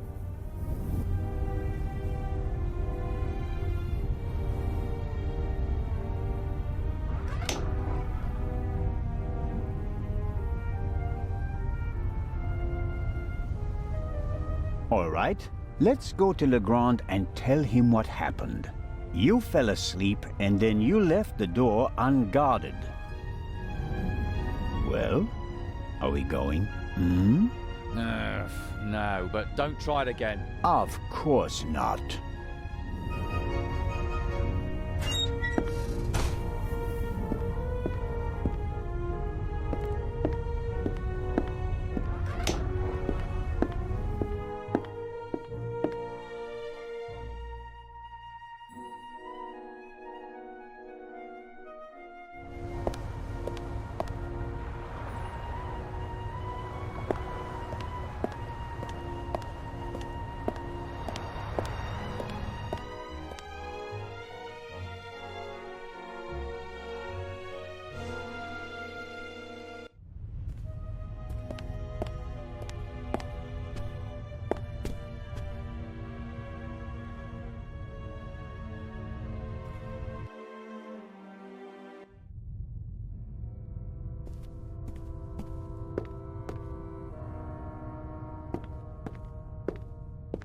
lock isn't especially secure. I should be able to open it with the wire from the cargo hold.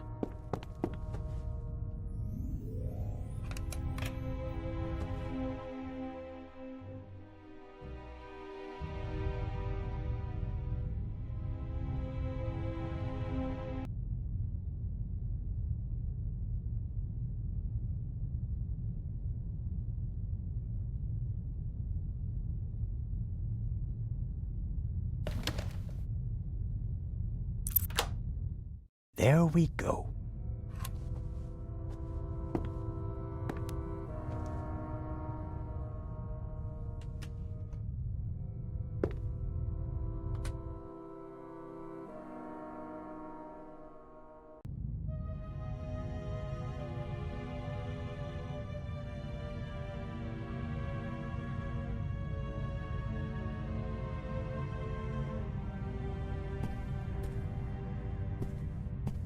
A lock master and son. Tough to crack. If I wanted to steal the eye, I'd concentrate on getting the 3 keys. If everything goes according to plan, the first time this monster is opened will be in the museum in Cairo. Fingers crossed. Neatly folded and unused. Legrand hasn't slept since we cast off, nor on the train.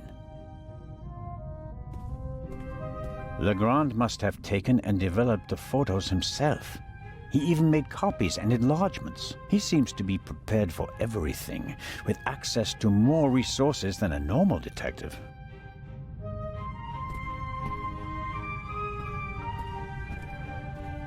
A microscope.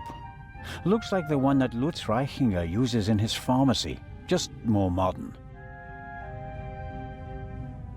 There's nothing on the slide, and therefore nothing to see.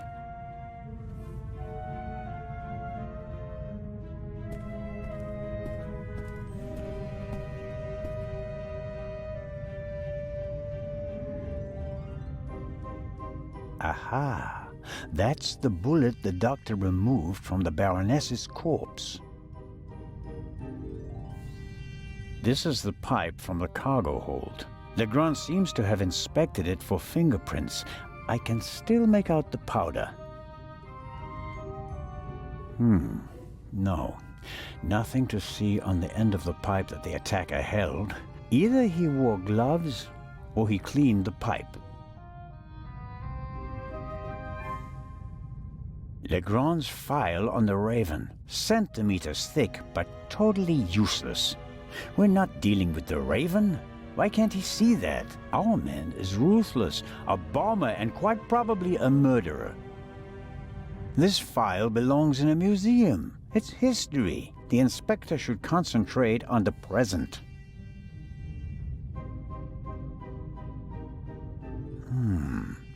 There's nothing written on the bottle.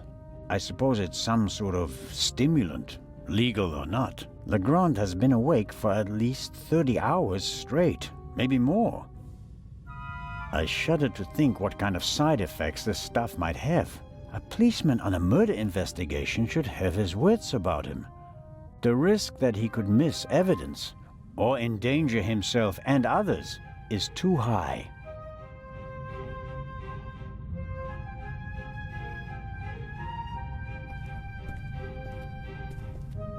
A masterpiece. Forensic teams use kits like these, placing increasing importance on the preservation of evidence.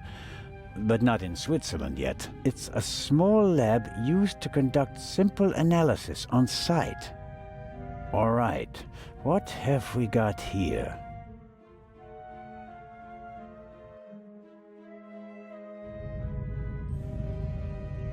Half of the tools in this box will be interesting for an archaeologist as well. Actually, forensics and archaeology are really quite similar to each other. The goal is to find out what happened, whether a few hours ago or a few centuries ago. I'm sure Legrand could work magic in this alchemist lab. Me, I'm just awestruck. What's this? Oh, how practical. A hermetically sealed cotton swab for collecting samples. I'll take it. Good Lord. Good Lord. For forensics in the woods or the open country, I suppose. No use on a ship. Fingerprints are overrated. Smart thieves wear gloves, or they make sure that there are too many fingerprints at the crime scene to check them all.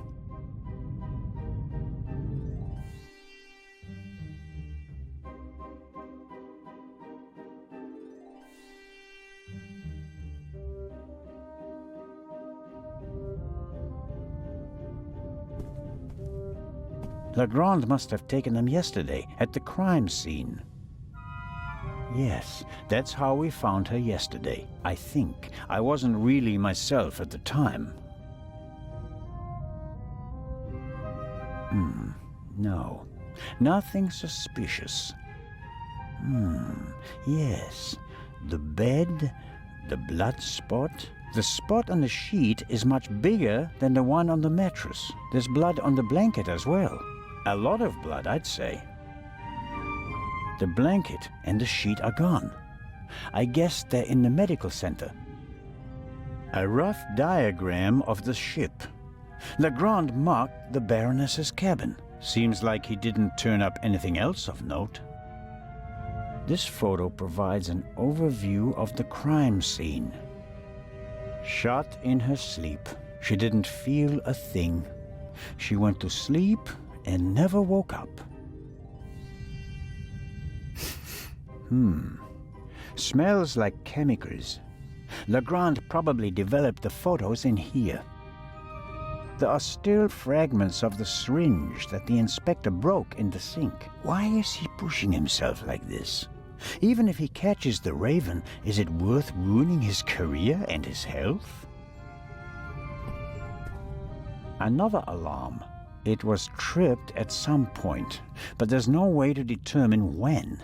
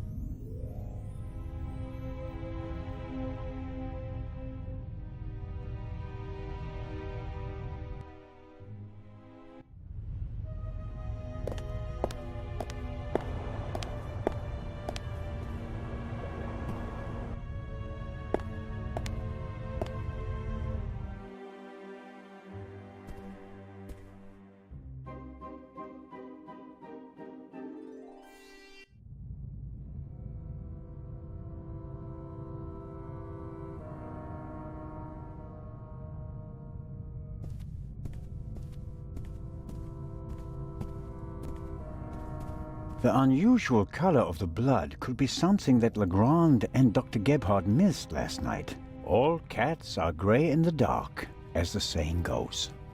I should take a sample. The unusual color of the blood could be something. All cats are...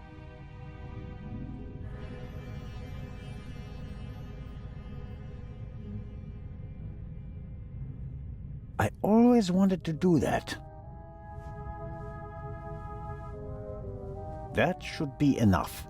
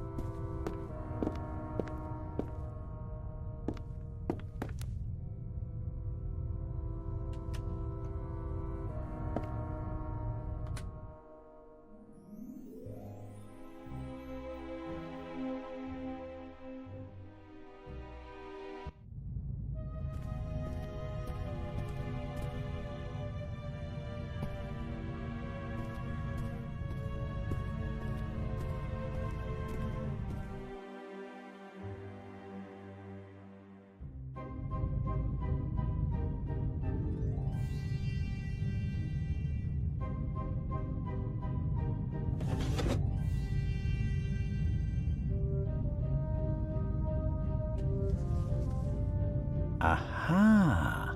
This is some kind of inventory list. For each chemical, it lists the chemical composition and a short comment on how to use it. And here's a list of the most important procedures. Fingerprints, gunshot residue, blood. Well, it explains how to confirm that something is blood. That's a start. You have to mix luminol and a hydrogen peroxide solution and then drip or spray the mixture on the blood. The solution turns blue and glows even if there's just a very small amount of blood. Okay then, luminol and hydrogen peroxide.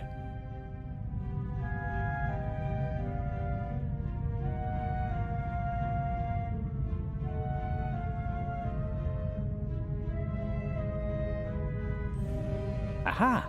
Luminol.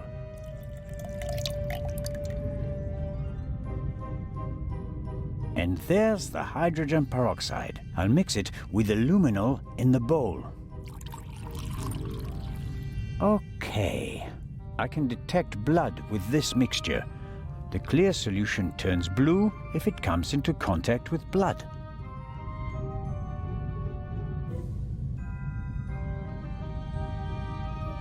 Okay, I'm filling the pipette and putting it down very carefully.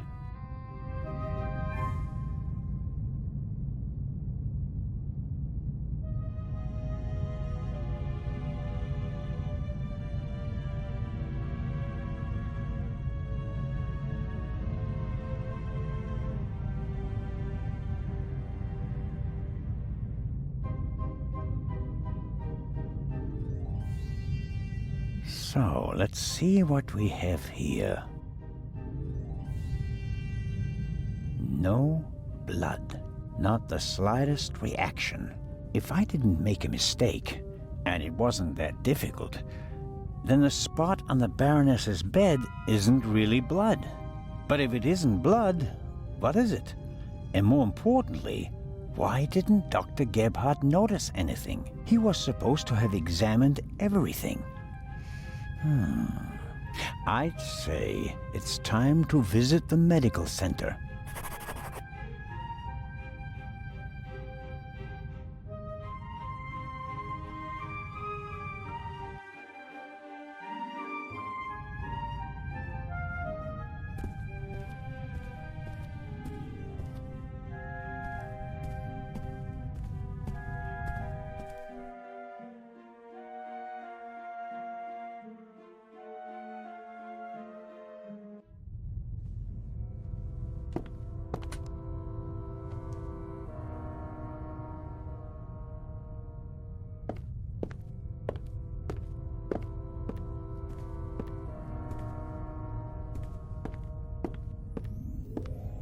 It seems impossible that Dr. Gebhardt could have shot the Baroness. He was with me when the gunshot ran out. But he must have noticed that the Baroness was lying in a pool of fake blood. Maybe he's covering for someone. Let's find out.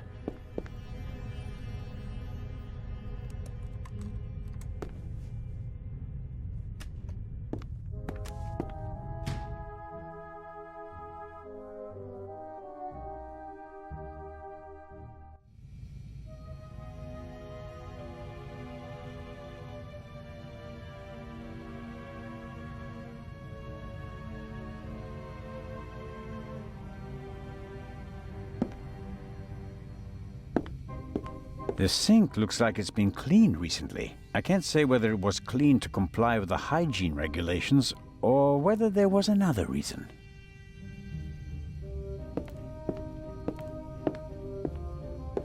Dr. Gebhardt was only recently hired, but the medical center would already have been fully equipped. Interesting. A tape on a reel. The reel belongs to a much better player, like the one from the Baroness's cabin. I can't be certain that this is the reel that was missing from the Baroness's cabin, but it seems quite likely.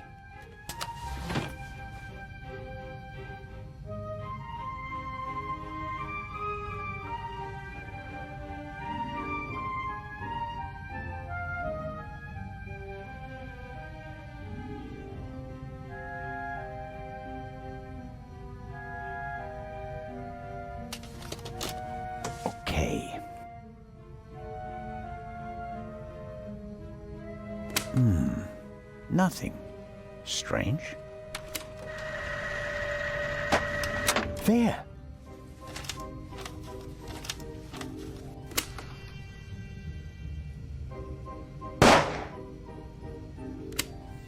Very interesting.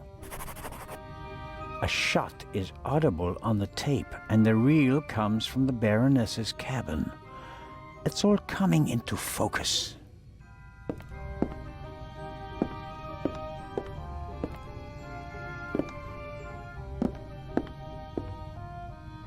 It's probably for emergencies, in case a passenger falls down and can't walk anymore. Possibly due to rough seas, or maybe the captain's well-stocked bar.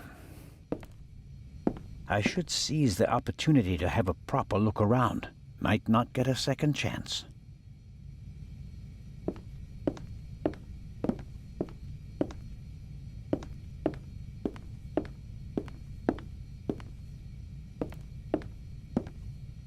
I guess the trash bin is in here. Right. Paper towels, plastic packaging, cartons, and... hold on.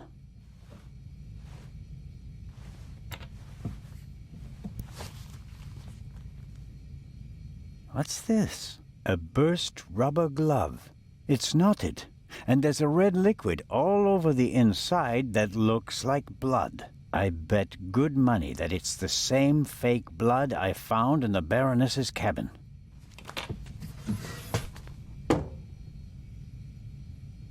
Dr. Gebhardt will have trouble explaining how rubber gloves full of fake blood got into his trash bin. First, the fake blood he missed in the Baroness's cabin, and now this. It doesn't look good for you, Doctor. That's proof enough for me that the doctor is involved in this. I should report to Legrand.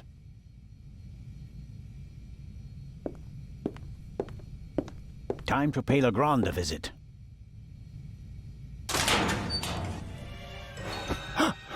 No.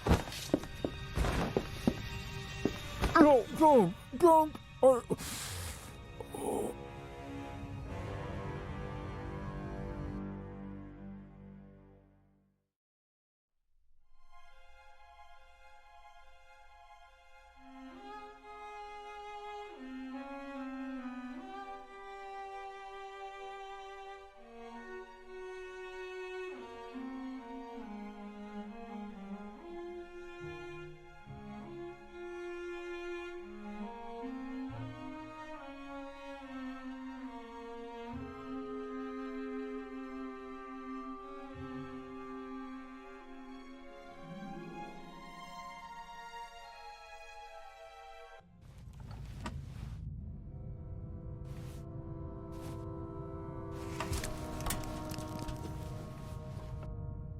Why are you doing this to me? You and the Baroness. Dr. Gebhardt, I don't know. Don't you understand what you are forcing me to do? You don't have to.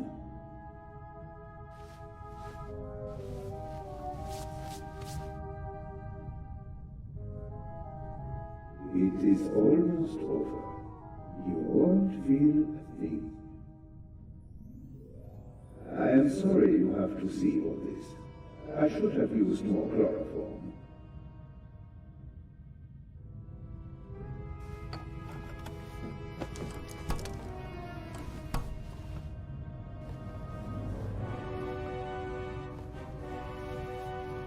Chloroform. Still partly numb. Can't reach it.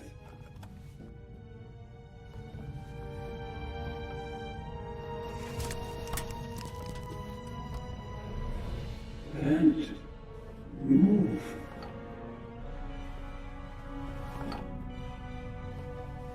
Have to distract him.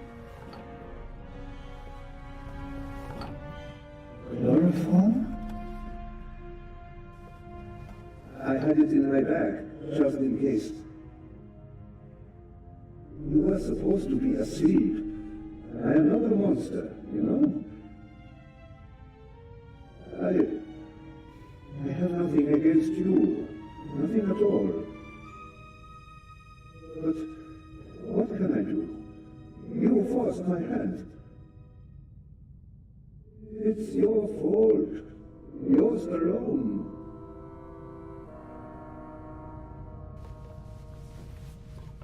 Hans.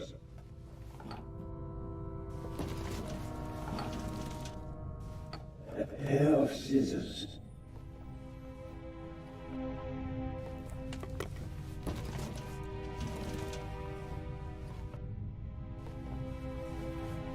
Dr. Gebhardt won't need much longer. Keep talking. Why?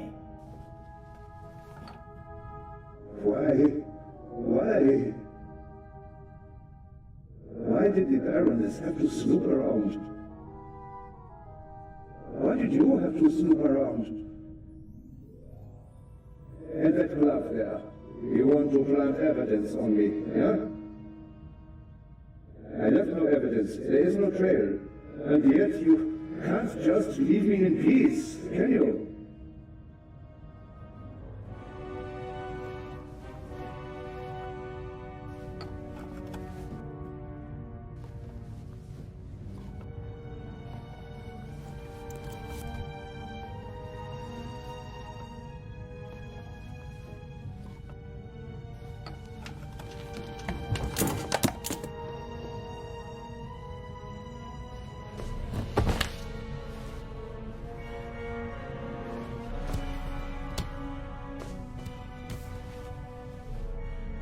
Take it easy, Mr. Zellner. You will only hurt yourself. Shall we begin?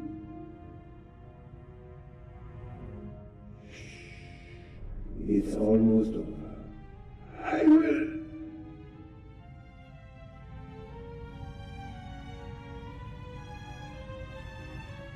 Are you okay?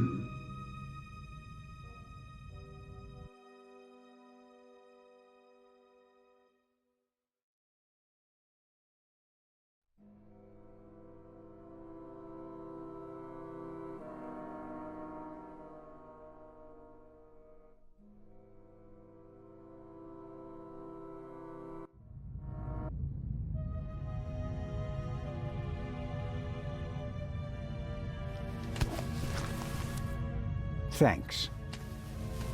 A wet towel works miracles. I told you so. Out with it then. What were you doing down there? Inspector, at least let the constable recover his breath. He almost killed himself. Me? No. Dr. Gebhardt would have taken care of that for me. Where is he? Gebhardt? He's vanished without a trace. We're searching the ship from top to bottom. One at a time. Tell me, Zellner, what did you find out? Dr. Gebhardt killed Baroness von Trebitz. Impossible. Do you have proof? Besides the fact that he wanted to kill me? But wasn't the doctor with you when the shot was fired?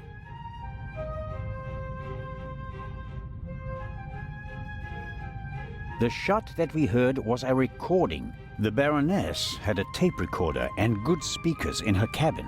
Good enough to make the noise audible on the upper deck. Is that just your suspicion, or do you have proof? There's an audio tape in the medical center. The reel belongs to the tape player in the Baroness's cabin. And there's a sibling reel in her cabin that belongs to the recorder in the medical center. He recorded it in the cargo hold. His tape recorder has a microphone, and I removed a bullet from one of the boxes down there. And it came from the murder weapon? All right. Inspector Legrand! Let's pretend you're onto something. The shot we heard was just a recording. What happened next? We all ran to the Baroness's cabin. She lay comatose in a pool of blood. Dr. Gebhardt pushed past you so that you couldn't get too close to the Baroness. He examined her and pronounced her dead. There was no reason for us to doubt him. The shot, the blood, the Baroness lying there lifelessly. But she was only unconscious, knocked out by the chloral hydrate that the doctor had poured into her glass shortly before. The doctor had a glass in his hand when you came in. He wanted to remove the evidence, but you gave me the glass instead, Captain DeConti, and unintentionally knocked me out as well. Nonsense. There was blood everywhere. And the Baroness is certainly dead enough, isn't she? Then who did shoot her? And when?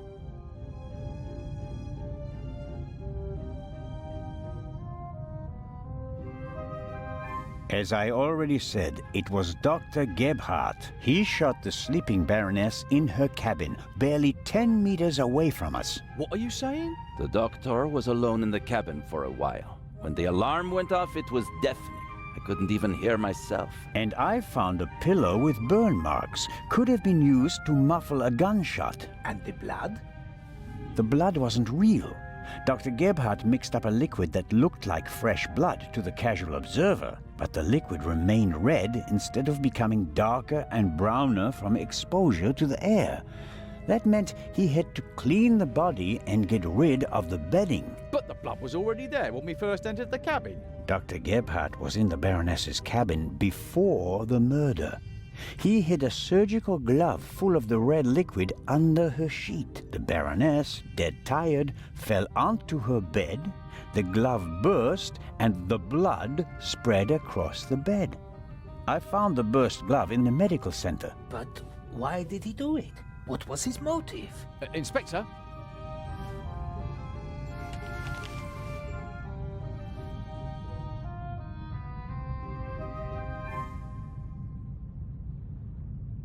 I can only speculate. The Baroness spent the day rummaging through her old family photos. No, no, no. Do you have anything to contribute, Constable?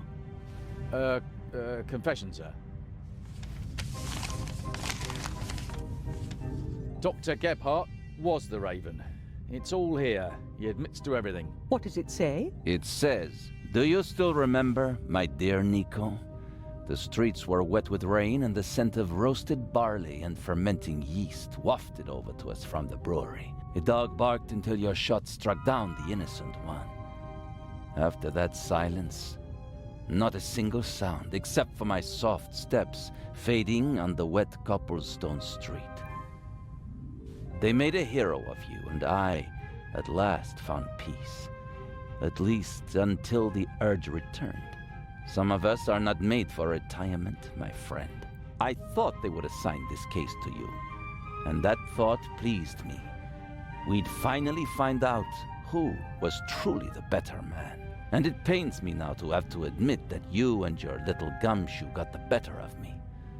You drove me into a corner, forced me to make mistakes. I congratulate you on your triumph. But no one will confine the Raven to a cage. There is but one way out, and that is by my own hand. Farewell, Raven Hunter R.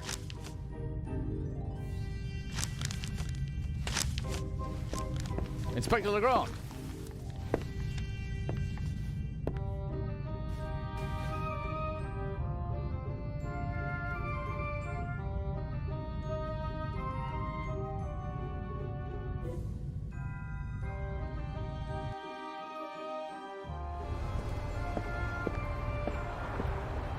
Inspector? I was right.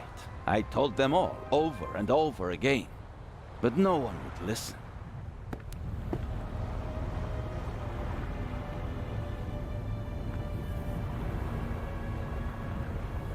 You think that Dr. Gebhardt was really the Raven? The things Gebhardt describes in his letter aren't part of any police report. Only someone who was there would know them. Couldn't there have been others involved? One of the police, for instance. What if one of them changed sides? Why is it so hard for you to accept the simple truth? There was never a new Raven. There was only ever the old one. And that was Dr. Gebhardt. The modus operandi doesn't match. The Raven was not a killer. Legends are rarely what they seem to be, Constable Zellner. Then who was the man who was killed back then? William Jackson, a petty thief, committed some burglaries together with his brother. Talented, but not world-class. And they thought he was the Raven. Some people thought it was part of his disguise. If you're a debonair master thief, what better disguise than pretending to be a common crook? From time to time you let them catch you pulling small jobs, and no one ever imagines you're capable of a major heist. But you didn't believe it. I had my doubts, but everyone congratulated me and those doubts were pushed aside. It was like being caught in a storm, but eventually the storm passed and my doubts were still there. But not this time? No doubts telling you that Gebhardt isn't our man? It must be him. What about the handwriting, the wording? Does the farewell letter match the Raven's other letters? Yes, it's his handwriting, his words. I've read all the Raven's letters, all of them, over and over again. I never thought it was possible. A resurrected Raven. The Raven was never dead. I shot the wrong man. But that man had the stolen goods, didn't he? So he must have been in league with the Raven. One could hardly call him innocent. Where do we go from here? We deliver the eye and then I'll contact Paris. A task force will compare all of Gebhardt's known residences with the Raven's activity. And if there are any inconsistencies? You're welcome to keep an eye on the safe if you can't let it go. The ship will remain in Cairo for 1 day. That's all the time you'll have to catch your own Raven. I already have mine.